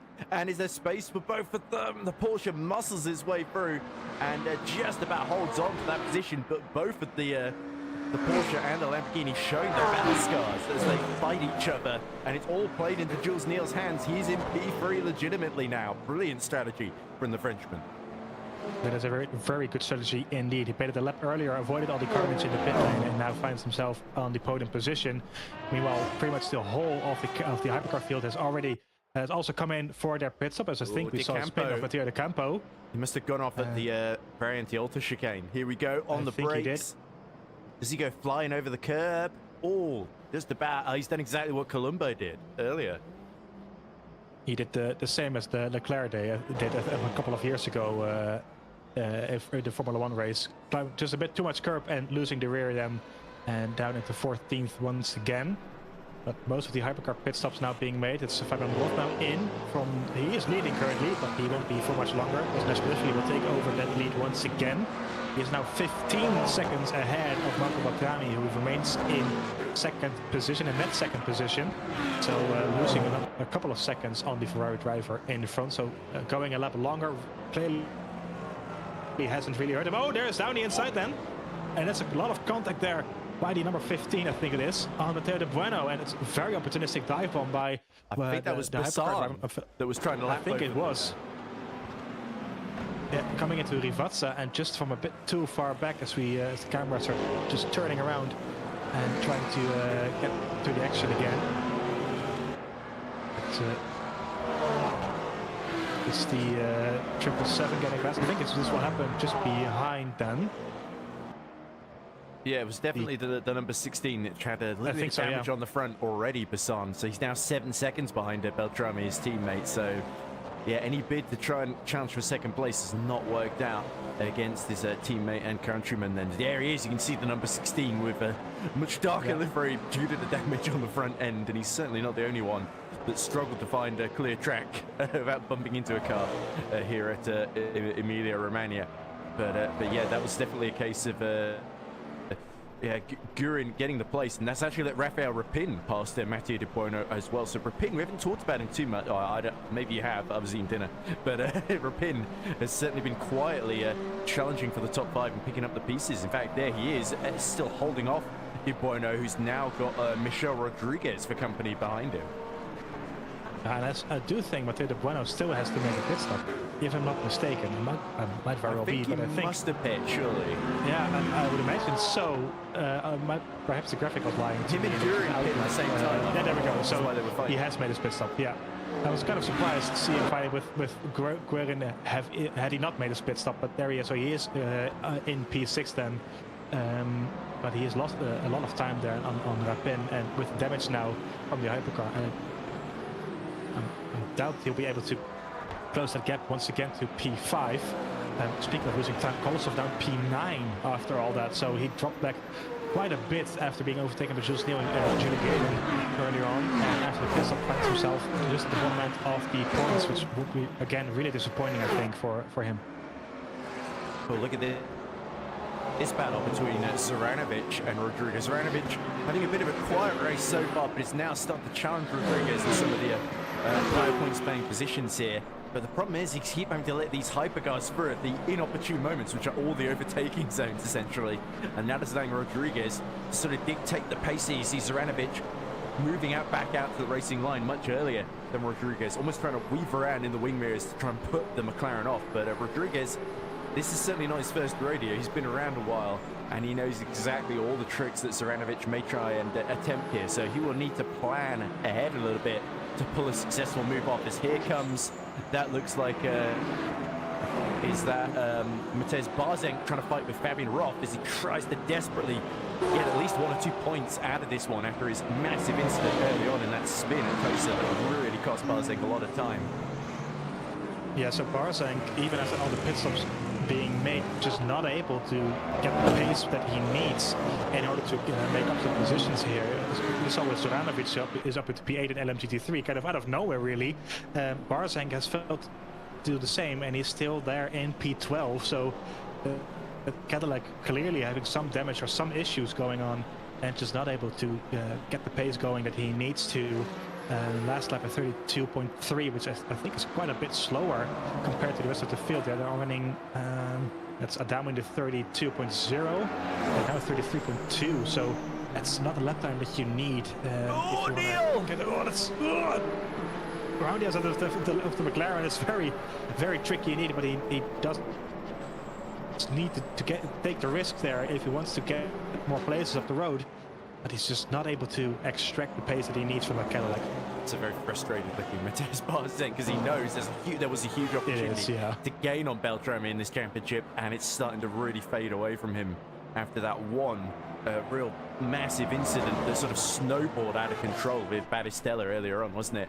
And of course with Eric Noetzold as well. I wonder if Noetzold may be damaged too, because he's fallen a couple of seconds by Robin Deschamps, who is looking to take a second, fourth position in succession. So we've got Fischer Racing Esports. Oh, as we see Cedar really getting all out of shape over the curves. And finally, some good luck for Adamu, who slots up the inside. He's waiting for that mistake for a long time, wasn't he? Finally, Adamu back into the top 6, but he's now 10 seconds behind Eric Noetzold with only 23 minutes remaining. Yep, as we see a replay, I think, of that move. It was Lucas Cedar up the front, just a bit too much over the curbs, losing it, and then Adamu able to just drive around him. So, like you said, finally some good news for Francisco Adamu. Had those connection issues early on, but which seem to have solved for now. He's looking a lot more stable out there, and he is now able to make up some time that he lost. Remember, he was all the way down in P9 at some point due to those connection issues, but he's now up into 6th position again, hunting down Eric Noetzold, who lost the place to Robin Deschamps, and trying to score as many points as he can after those earlier issues. As Soranovic is dropping back, I think just a little bit of McLaren there. Soranovic, like I briefly mentioned earlier, kind of out of nowhere really, has moved his Lamborghini up into the points. I think he was just outside of the points for most of the race, or at least the bottom end, but he is now knocking on Rodriguez's door, who's been fighting for about P5, P4 for a lot of this race. So a good job by Zoranovic, who just kind of out of nowhere closed the gap and is now fighting for what it will be P6 with Rapin just up the road. Yeah, and Rapin, I think, was one of the first to pit, wasn't he, in the race, if I'm not mistaken? I think he was, yeah. So the Mercedes might have some pretty warm tyres, indeed, especially if he didn't change them at the stop, but I imagine he would have, knowing he'd be in this situation later on. But yeah, we've got Domino not going particularly quickly with the damage, just a second or two in front of them. And then we've got Rapin being closed in by Rodriguez. And then Zoranovic, as you say, dropped back a little bit, certainly playing it a little bit safer. Oh! And is that Farinelli in the gravel at... yeah. That looks like Piratella, I think, that he's dropped it at the 777. So Farinelli is having a real nightmare race. It must be... Yeah, the rear is just absolutely sliding out of control. No confidence on the brakes whatsoever for the Italian. And that is a very forlorn sight, it must be said. Luckily, he's still going, but it's looking more and more unlikely that he's going to get that Tatum car into the points. Yeah, really a nightmare for Francesco, Daniele Farinelli, apologies, who had a drama in qualifying as well, spinning it on his final run coming through Rivazza and just not able to gain anything throughout the race. Has been driving at the back of the field for most of it, so the Tatum Esports driver will not be happy with that, I imagine. So hopefully for him, he's able to turn that around just a little bit come the next round in 2 weeks' time, but this is one to forget for him. Here's a replay of Rodriguez challenging Rapin. Rapin not getting a great exit, actually, onto the start-finish straight, and around the outside goes Rodriguez there. So, yeah, certainly it does look like Rapin's starting to struggle. Zoranovic will be the next to challenge him. But Michel Rodriguez, he's really had a rock-solid race, hasn't he? Running in the top 6 basically consistently throughout. And who knows, if De Bono's damage continues to act up, then he may be able to have a chance of stealing 5th position here. And Gurin has not been able to really shake De Bono either then. So, yeah, definitely our top 4th place downwards. Not quite decided yet, but our top 3 positions looking pretty certain. Meanwhile, Nashikidashvili continuing to extend to a 20-second advantage over Marco Beltrami. He's gaining 0.8 per lap. So there's definitely going to be a number of drivers after this race that are thinking to themselves, right, I've got many points.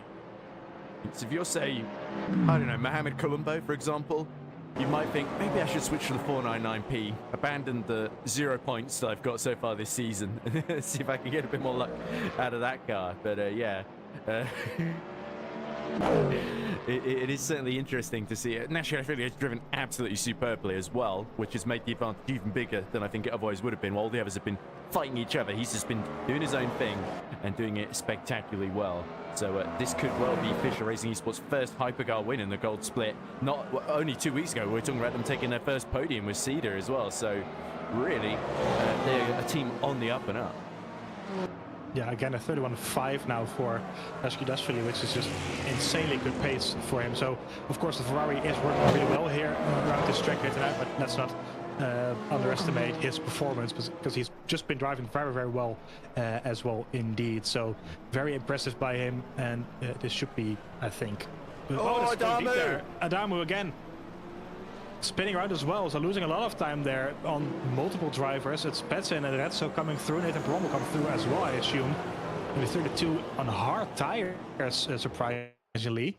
And gets it going again, but he's now in 13th after all that. So losing a lot of places with the connection issues, but just locking up here and going way too deep into Ruvazza and losing a heap of time. Now in 13th position after all that. I felt like Adamu making a mistake under pressure because Cedar was trying to get back. That position was challenging him through the last couple of laps. So that puts Adamu down to P13. So that's 6 seconds behind. A bit of a mixed day for Tatum, isn't it? Because they've still got Beltrami and Bisson second and third, but their other two drivers have not really had a rub of the green so far in this one. Yeah, apart from the Tracy leading in a duty-free. Yeah, exactly. So I think it should still be a very good result for the Tatum Esports team to see. I think this is Lucas Cedar on the inside of Nathan. That's Roth. That's Fabian Roth, I think. Fabian Roth, of course. Apologies. And he does overtake the Alpine driver coming into turn 1. So a good move there by the Cadillac. And he also a bit of a gap now, 7/10 to Nathan Brom. So we're now up down to 10th position on the bottom end of the points. And that is Matthias Barzeng just behind. There we go. So the second place in the championship, finally able to make up some places and potentially go for some points coming out of it. Around the outside now into Rivazza, at least forcing Nathan Perron go defensive. On the inside, that's a very nice move indeed. Sets it up very nicely and gets past the 26 up into P10. So finally back in the points. Matthias Barzeng could be on to score at least a little bit coming out of this race.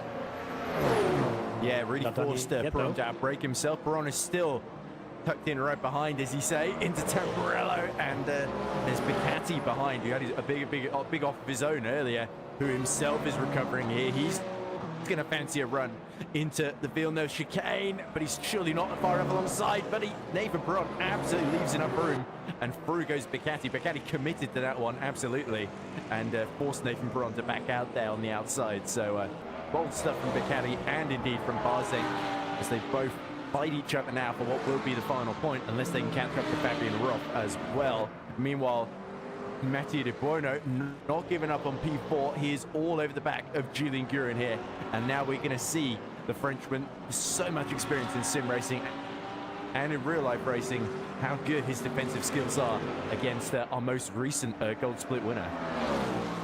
Yeah, Mathieu de Buono really has finally found some pace again, and the Lamborghini after dropping back earlier before the pit stop, and he's now trying to go around the outside then off the Porsche, coming into Tamburello, and goes down the inside though. Jules Gurin trying to defend it as hard as he can. There's only 15 minutes left to go in this race, so it's very well worth trying to defend your place as best as you can. So he remains ahead for now.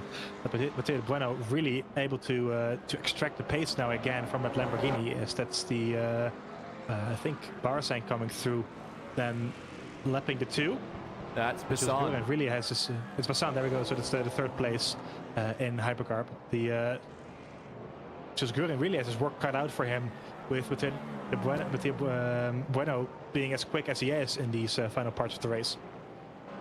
Yeah, Bisson with the front end damage does look a little bit like Barzeng, who himself is a little bit damaged. It does look a bit like it, yeah. But there's a huge gap now being formed between Beltrami and Balsam. We haven't really mentioned or noticed this earlier, but it's about 9 seconds between the two. So not only is the leader really pulling a gap of 21 seconds, P2 Marco Beltrami is also just pulling away and being very quick indeed compared to the third place Matteo Bassan. Yeah, and Bassan is really under threat potentially from Robin Deschamps. You can see the Peugeot just in the background. He, of course, is looking to get 2 fourth positions in a row. Would love to take a podium though. I think Fabian Roth in trouble. He drops to P11 and now P12. So I think Roth has got it all wrong going into Acqua Minerale. Yeah, let's see replay then of Fabian Roth, the 277. through Acqua Minerali, probably just on the acceleration, then through the gravel. Oh, corner cut. He slowed down to avoid a penalty, track limit. So, like you said, indeed, he might have been on the limit already for track limits, and choosing to lift up as massively. They're losing a lot of positions, but probably less than if he got a penalty there. So he avoids the drive through penalty, but he is now down in 13th position, 24 seconds up the road from De Campo. But disappointing for Fabian Roth, losing a lot of positions and probably a chance of points there. Cool. Battle going on between Durezzo and Seedy. You can just see them in the background, the yellow Peugeot and the purple Fischer Racing Cadillac of Cedar fighting over P7 as we look at Gurin and De Bueno. De Bueno now ahead of Julian Gurin. So there's been a move made earlier in this lap. Then there is Rapin being lapped by Durezzo and Cedar. So Michele Durezzo, I think, will be very keen to hold on to this P7 in his home race. He's 11th in the championship, got 9 points from Silverstone, didn't score last time out at Sebring, as I think, oh, this is the move and how it was made.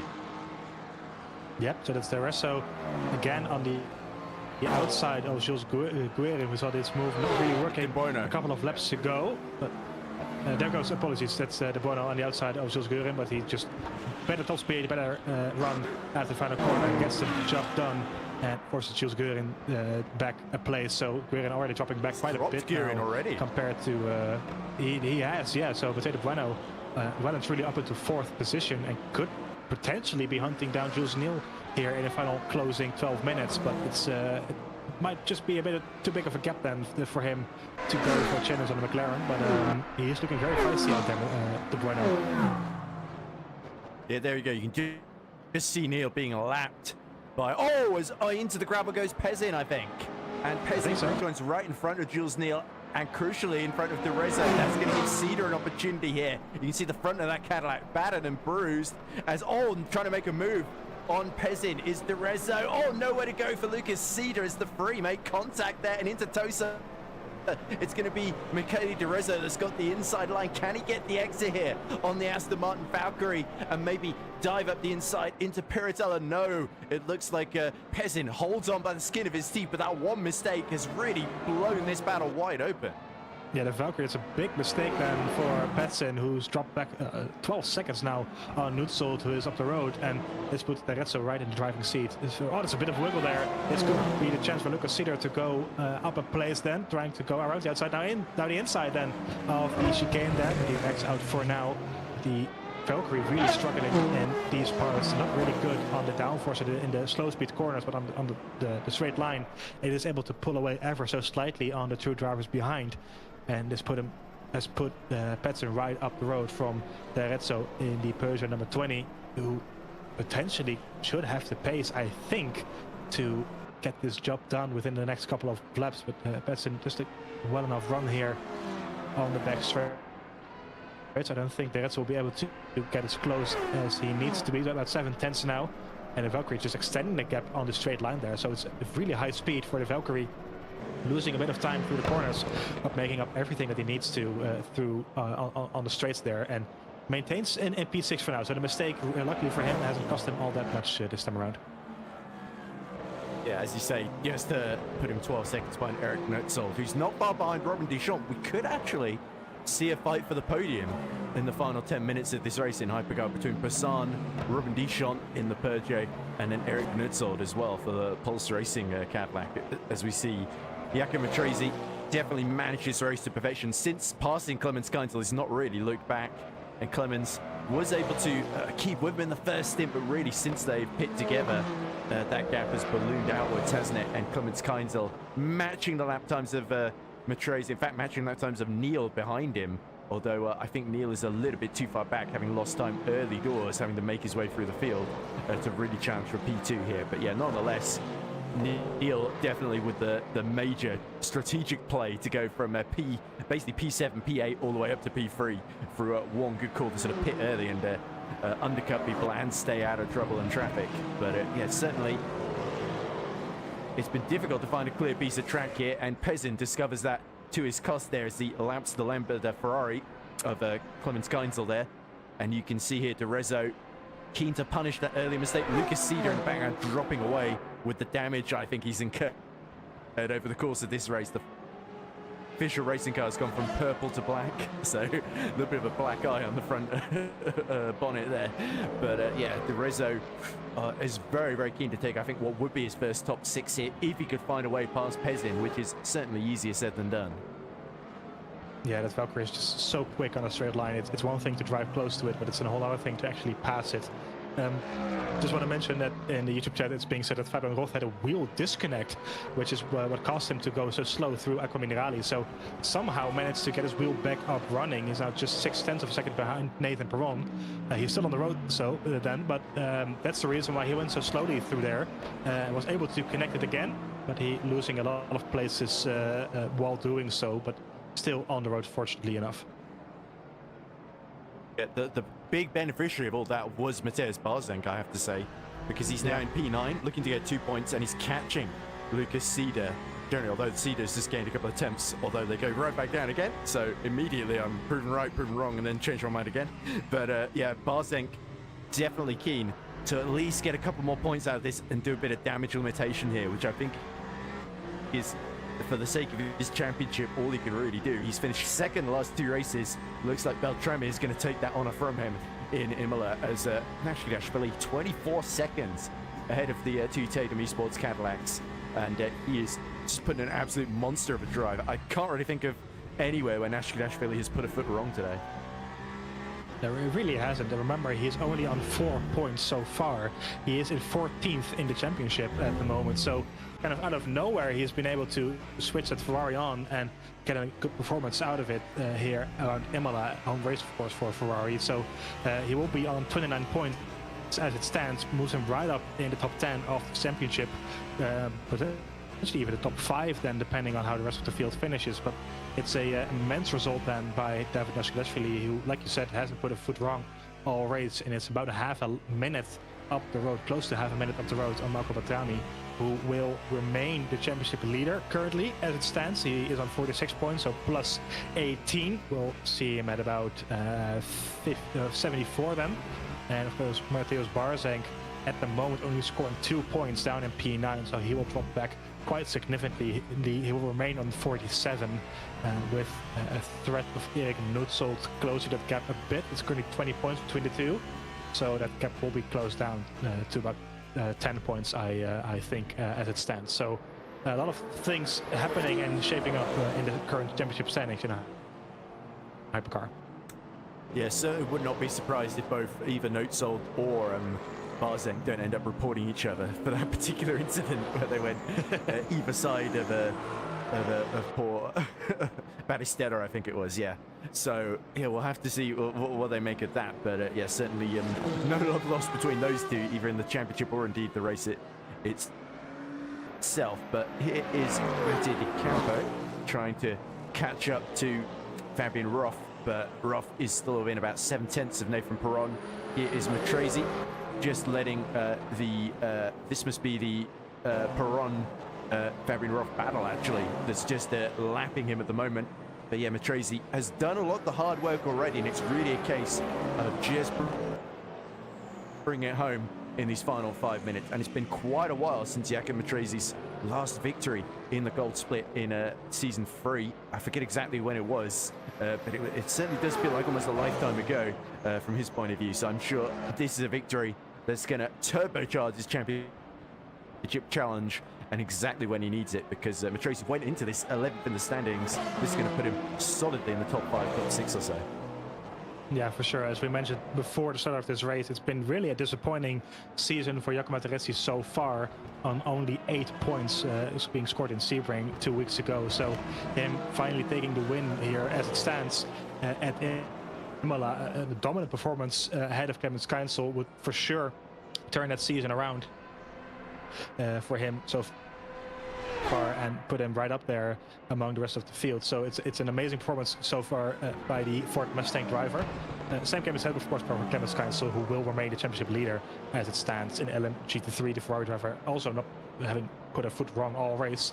And Jules Nil, as you spoke about earlier, in the McLaren 720S, qualified at the bottom end of the top 10 and now in 3rd position, both on good pace and at a great strategy call that he had earlier on pitting early and being able to get past Kolosov as early as he did, and then just able to drive away from the rest of the field behind him. So it's the whole top three of the LMP3 field. All of them had a very good and very clever race, I would say, with the way that they drove, and a very impressive performance by all of them.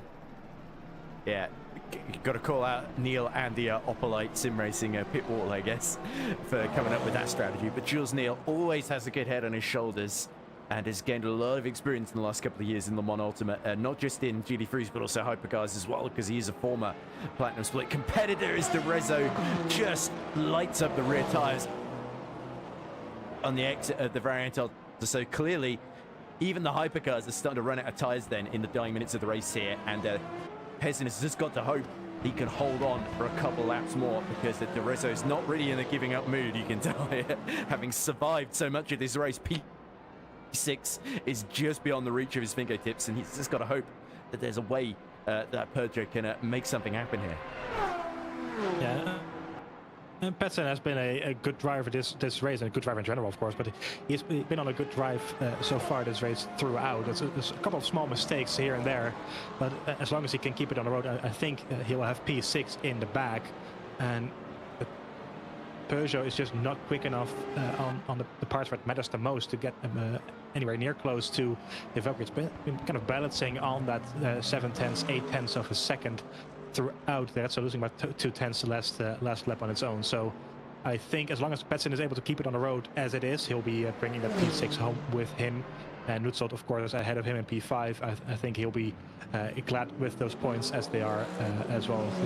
Pre-fatal flag there, but I think all of them will be happy to at least get to the end, as we saw the insane crash at the beginning of this race.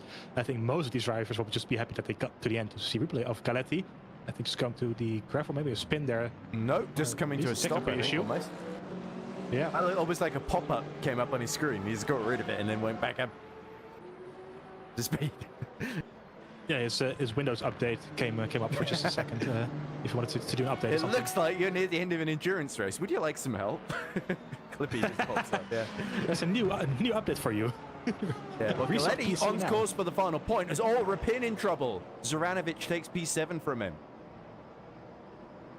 He does, yeah. So that's I think Rodrigo's got past there as well. Didn't he? Like he passed down earlier. I think passed him earlier. We did see that.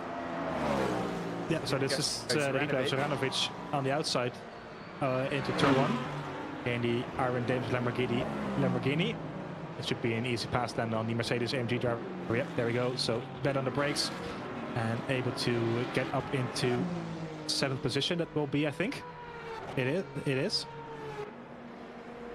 This is at the final lap of the race. This is Niclas, his final lap of the race, and on to go for the victory. So I think he is both 30.5 is his fastest lap. It's insanely quick as well. So I think he'll have his hands on the fastest lap as well then come the end of this race. But for sure, at least the 25 points are in the back come the end of this lap.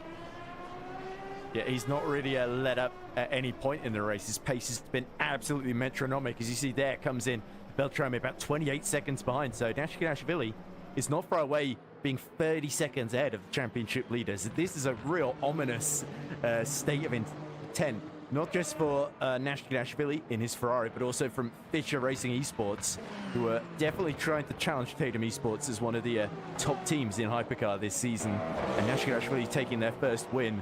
That's going to be a big statement. So, and for the German that's been competing for a couple of seasons and has always been super consistent, he's finally gotten the opportunity to really show his talent absolutely unleashed at the second tier here. And he has been spellbinding today. And this is going to be a very deserving victory. So, Fruit Rivatsa 1 and 2 for the final time comes the German. Nashikashvili gets on the power, and it's just a run to the line, and victory at the 80 minutes of Imola sprint race goes to David Nashikashvili and Fischer Racing Esports as the clock runs out just before he crosses the line there. Yep, insane stuff by Nashikashvili, who takes his first victory of the season. A long way back, that's Marco Batrami in 2nd position, the 69 Cadillac. and he'll be making his way through Rivazza, and it is a very well deserved for our P2, for our championship leader. He remains in the lead ahead of Mateusz Barzenk. In GT3, Jaakko Materesi finally again on the podium, and not just the podium, he is winning it as well. He's very happy with that, as you can see both the Cadillac and the Ford Mustang shaking around, very happy with the win. Jaakko Materesi, it's been a long time coming, but finally some good points on the board as well in this championship. Very deep there on the brakes by D'Arezzo into Rivazza, desperate to get the move on Petsin, but it will be Petsin who comes home in 6th position in the end, ahead of the Peugeot driver. Meanwhile, it's Bassan also coming home in 3rd, and in the Hypercar he finished up the podium with Dijon in 4th and Nutzelt in 5th. These are P6, P7 drivers on screen. Clemens Keinsel then in 2nd position in LMG3. Oh, this is hopefully on the final lap potentially. Roth has got the inside then. It's going to be a drag race to the line. Can the Alpine, he's got the shorter line, hold on to P12? Nathan Perron is just about going to beat him home. Or is he? Roth goes side by side and has to settle for P18 by 89 thousandths of a second then. Great fight. Neither of them are getting any points out of it, but nonetheless, what a photo finish. Well, photo finish is always nice to have, of course. So it's a great some action there at the final corner of the track, but it is Nathan Perron in P12 in the end. So as you said, no points for him, unfortunately. Who did score points though is Mateusz Barzenk, the 2nd place in Hypercar, where we'll come to shortly. I'll just quickly run you through the LM GT3 classification before Ed takes you through the Hypercar classification. It is Jaakko Materesi in the end, as we said, taking the win then in the Ford Mustang ahead of Clemens Keinsel, who is in 2nd position. Clemens Keinsel will remain the championship leader in LM GT3. Jules Neal, after a great strategy, comes home in 3rd in the McLaren 720S, with Matteo De Bueno in 4th in the end. Difficult middle part of the race, but shows some great pace at the end and brings his Lamborghini up into 4th then, with Jules Guerin in P5. So 5 different cars in the top 5. Always very cool to see. Michel Rodriguez in P6 in the end, with Zoranovic in P7, Rapin in P8 in Mercedes AMG, and Kolosov then dropping back again throughout the race, but he did score some points then. P9, 2 points for him, and Marco Galetti brings it home in P10. He scores the final point in the race, and Jaakko Materesi also getting the fastest lap with a 42.8, so very, very quick indeed. And Kurjan just outside of the top 10 in P11. Matteo Panchi, your pole man, a disastrous start of the race for him, crashing out, but he did get to the finish then. So that's a great effort by him in P12. Jack Boger had a massive incident as well as Battistella and Battistella, so both of them not finishing the race, and Kelsey Osborne did not take the start. Yeah, there we go. Also, crucial to note, Matty De Bueno moves up to P2 in the GT3 standings ahead of Julian Guerin. As a result of that, they're only 1 point apart going in, of course. But here are your Hypercar results. It's a first ever victory for David Nashkashvili in the gold split. I think it's a big moment for him after winning by, I think, 29 seconds. It was the final gap in the end over our championship leader, Marco Beltrami, who nonetheless is going to extend his lead. Matteo Bissan takes his first podium of the season. It was good to see Bissan hold on, because he'd not had a whole lot of luck up to this point in the season. So yeah, great performance from Fisher Racing Esports and Tatum ResTech. We also have Robin Duchamp for Fisher Racing in P4 to sandwich the 2 Tatum cars ahead and behind them. Eric Notzold, a little bit messy at the start with Mateusz Barzenk. That means he has to settle for P5. A little bit of a lonely race in the end for Eric. Francesco Pezzin just held off Michele D'Arezzo in the Peugeot, so the Valkyrie does take a P6 by the skin of its teeth. Lucas Cedar came home in P8 ahead of recovering Mateusz Barzenk, but for the man who started on the front row, it's going to be a disappointing result for the pole. And finally, Ducati, who had a bit of a scrappy race himself, big incident hitting the wall midway through, nonetheless brings it home to take the final point. Missing out, sadly, was Francesco Adamu with all sorts of internet issues and a big lockup near the end, dropping him out the points. Nathan Perron just holding on from Fabian Roth after Roth's wheel issues. But again, tiny margins deciding that battle for P12. Mattia Di Campo hit issues. He was a lap down, as indeed was Daniele Farinelli, who had plenty of incidents in that race. He has to settle for P15. Not getting to the checker flag, sadly, was Mohamed Colombo with 3 big incidents. Antonio Fedele in his Valkyrie Alphonse Velin in the Porsche, and Mardukovic in the Cadillac as well, not getting very far at all after being involved in that huge smash with Velin and a couple of others in the first couple of corners of the race. So then, 4 drivers waiting in the interview room. I'd scrolled down, not expecting to see anybody there, Sverre. So that is a nice feeling. We've got, let's see, we've got our new winner. We've got both of our championship leaders in Hypercar and GT3 and our winner in GT3 as well. So who should we start with? I'll let you pick. Shall we start with Marco Batrami from GT3? Hypercar. Apologies. Let's do Clemens Keinsel then, P2 and GT3. All right, let's hear what Clemens has to say. So we're now joined by Fischer Racing Esports' very own Clemens Keinsel. Clemens, a great pole position, and unfortunately, Giacomo Matrese just got the better of you in the race there, and you had to settle for P2, but nonetheless, a pretty good result after a tough race in Sebring to put your championship challenge back on track and to extend your lead in the standings. Yeah, hello, first of all, good evening. Yeah, it was a quite uneventful race, I would say, except for the first 1, 2, 3 corners where everyone crashed behind me. I just saw cars standing sideways on the road and smoke everywhere, and somehow I survived. But yeah, You didn't set pole. It was Pantry that set pole. So sorry, I misremembered that, and he got taken out at the start. Yeah. Yeah, that's right. It was a while ago. But, yeah, that's true. But I soon saw that the Ford was a bit quicker, 1 to 2 tenths every lap. But yeah, I didn't fight when he got through, so that we both don't lose too much time.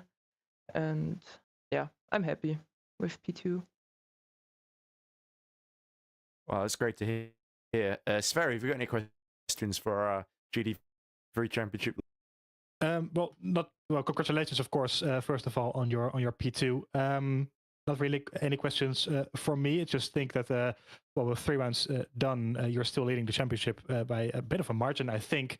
Must give you some confidence in going into the rest of the season. Do you think you could win? It's maybe a bit early to ask this, though, but do you think you could win the championship come the end of the season if you're able to continue this form?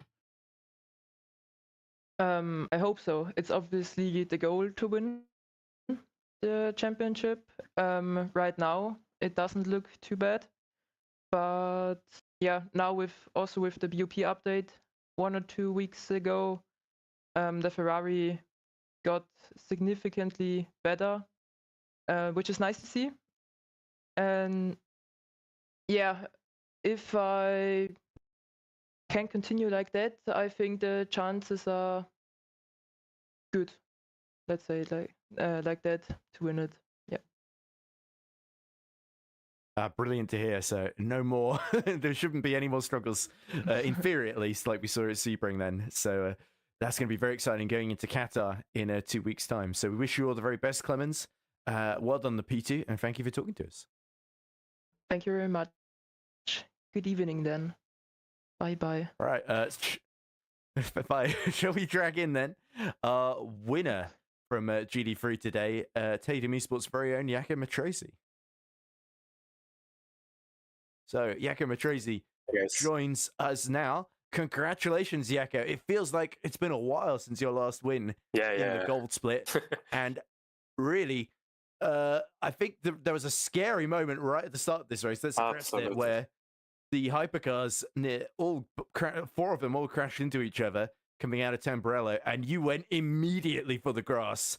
And that proved to be essentially a decision that made your race, because the others took damage, you stayed out of trouble, and that enabled you to make that excellent pass for victory, and you're able to really control things from the front. Must have been a fantastic feeling for you.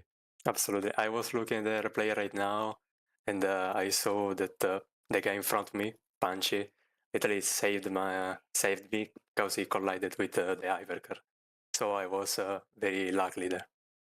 Well, I'm sure Mattia will wish he didn't have to do that for you to win. But it's a shame after such a brilliant pole for his race to end effectively so early, although he did keep going and finish outside the points. So we have to commend Mattia Panchi for his perseverance. But yeah, nonetheless, yourself, it was really a case of catching up to Clemens and making the move after that. Yeah, I was struggling a bit at the start of the race for the few 5 laps. But then the tires were up to the temperature, so I was saving but pushing at the same time. So I was at the same pace as Pacer, no, the Ferrari. Clemens Keinzel, yes. Yeah, then I did the move because I saw the opportunity and I saved pretty much the whole race. Yeah, it definitely feels like since the BOP, the Mustang all of a sudden has become a lot stronger.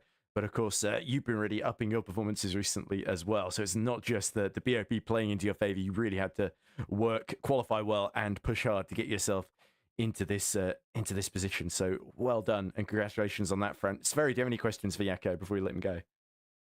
Well, again, first of all, congratulations on your victory. It's well deserved and as unfortunately a long time coming.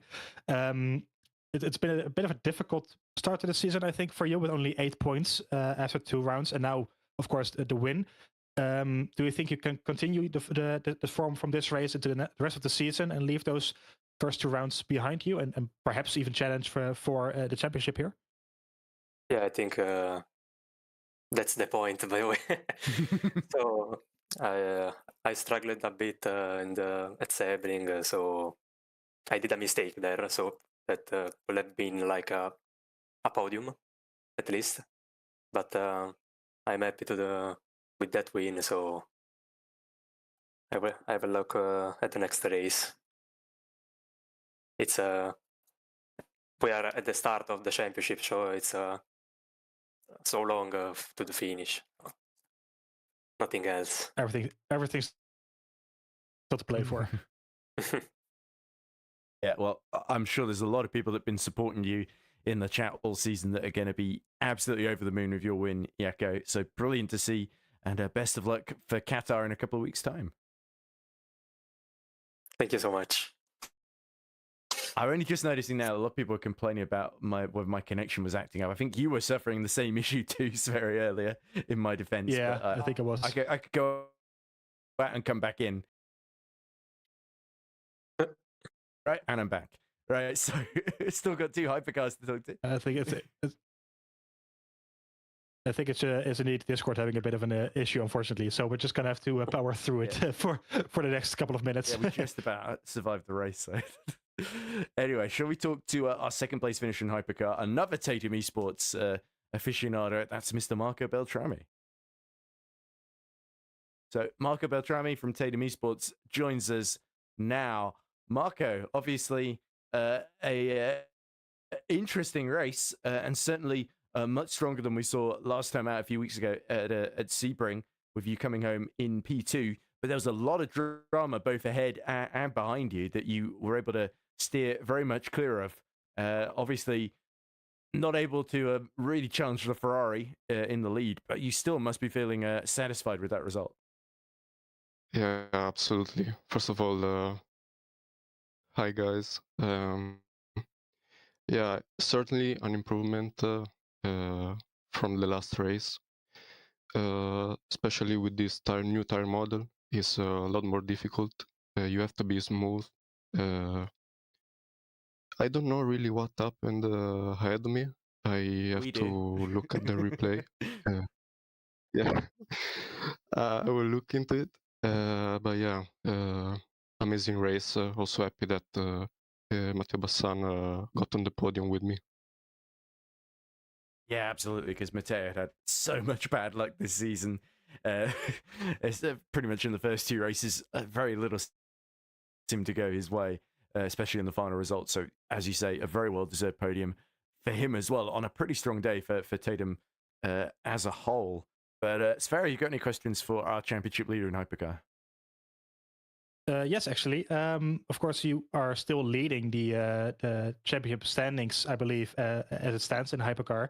And Mateusz Barzank kind of had a nightmare this race, only finishing at P9 while he was running at some point in P3. I can imagine that you were quite happy, or at least bit of a surprise for you to see him spinning out and losing those positions, especially since he's only 1 point behind coming into this race. Yeah, I can't lie. I was happy, but you know, I don't hate on one another. But yeah, I certainly was happy. But please don't hate me. I'm not. We won't hate you. We won't hate you at all. Yeah. As long as the feeling's mutual both ways. Yeah. No hate between commentator and team. Anyway, thank you for talking to us, Marco. It's always brilliant to hear from you. And you certainly had a very, very strong start to the season with 2 podiums, and one of them being a win, of course, in the opening endurance race at Silverstone 209. And yeah, I'm sure there's a long way to go in this championship, but I'm sure you're definitely going to be challenging for another podium once we get to Qatar in 2 weeks' time. So best of luck there. Thank you very much, and see you guys maybe the next race, hopefully.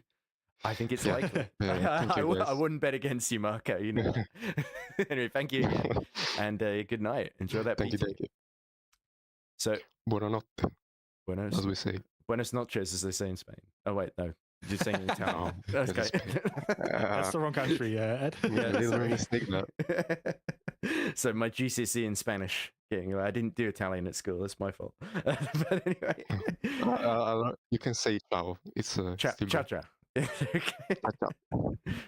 Right. So much for all is forgiven, eh? When I immediately mess up like that. Anyway, let's talk about someone who didn't mess up at any point today, and that is Fischer Esports Racing's very new winner, David Nashkiliashvili. David joins us now in the commentary books. David, what an amazing performance. A brilliant pole position by a wide margin. Disappeared into the distance. You escaped like a scolded cat. You just constantly were setting faster and faster laps as the race went on and the fuel burnt off. And you won by nearly 30 seconds in the end. Obviously, the Ferrari 99P seems to be a very, very competitive prospect, but you yourself absolutely capitalized on it and didn't leave any time on the table today. So, exceptional performance. I have to say, well done, David. How do you feel? First of all, thank you.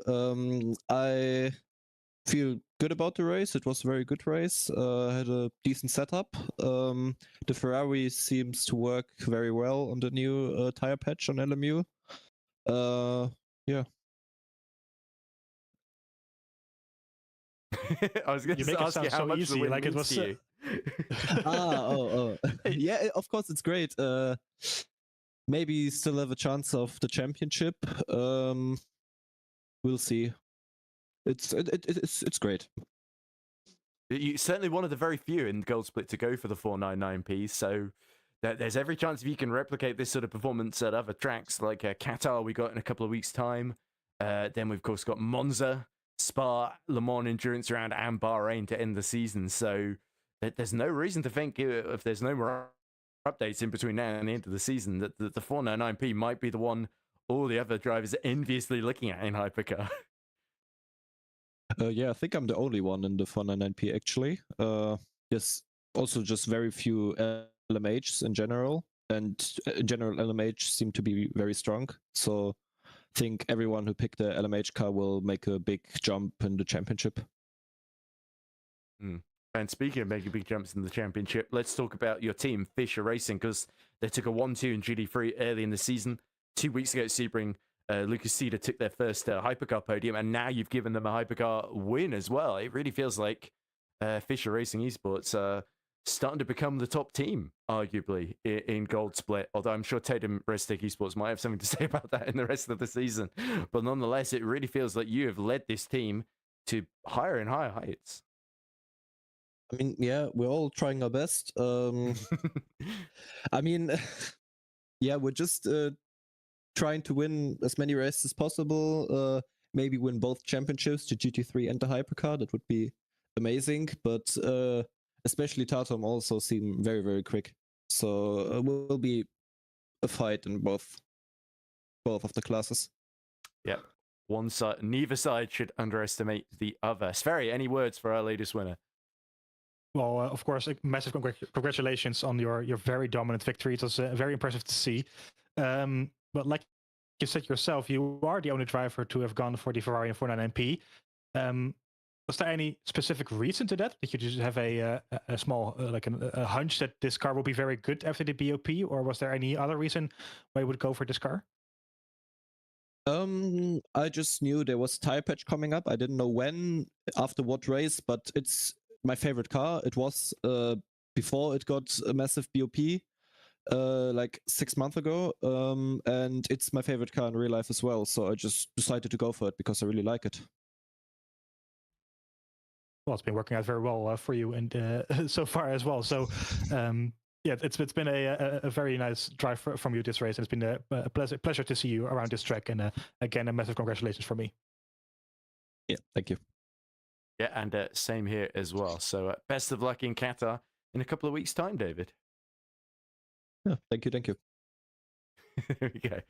Certainly, certainly one of the more calm and collected gold split winners, and that certainly tells you everything about David's approach to sim racing and why he was so successful today. Never took his eye off the ball, even for half a second at any point there. So that concludes then our third gold split round of the season. As we said, Qatar next up on the 8th of March. But of course, if you are a silver split fan, next round is I believe it is Silverstone on the 27th of February. We got bronze split. Their next round is 6th of March at Spa. And then, of course, we got the platinum split of the next round there. That's going to be Chris Buxton and Nathan Ritchie taking you through Silverstone on the 15th of March, I believe. Unless I'm very much... Oh, no, it's Spa next, isn't it? No, it is Silverstone. Spa on the 1st of March, yeah. Yeah, sorry, they changed the dates around, which confused me. Yeah, I think it's Silverstone next, isn't it? Because they swapped them around, so the endurance one is on the 15th. Oh, they might have actually. Yeah, you're right. Yeah, they. It's just the one on the Discord calendar hasn't swapped around yet. They just said at the bottom. Anyway, which is fair enough. It does say it's just not keeps us sharp. You know, that's. Yeah, got to keep looking everywhere. There's commentator skills. You have to keep hunting for information constantly. But anyway, exactly. Now you all know, so you don't have to do the hunting that we have just done. So Silverstone, 1st of March. That's your next platinum split round, where you are going to see the likes of Isaac Gillison, Fabio Grigolotto, Luke Whitehead, and of course Alexis Hearn, our winners so far in that season, all doing battle with one another and the rest of that highly regarded platinum split field. But that really concludes everything from Imola tonight. So let's congratulate once again David Nashke, Dash, Vili, and of course Jakob Matresi on being the winners in Hypercar and GT3 tonight. And we're approaching the halfway point in this season, and it is still very much wide open. But yeah, certainly Tatum Esports, Fisher Racing Esports, all will be at each other's necks for the rest of this campaign, which is going to be quite spectacular for us to watch. So my thanks to you, Sverre, for joining me in the commentary box. It's been a pleasure as always. Thank you for having me. And thank you very much to Niclas, Domino for broadcasting. Thanks to everybody at VMS. Indeed involved on track and behind the camera and behind the scenes, and indeed for all of you watching at home. So thank you very much for joining us, and good night from Imola.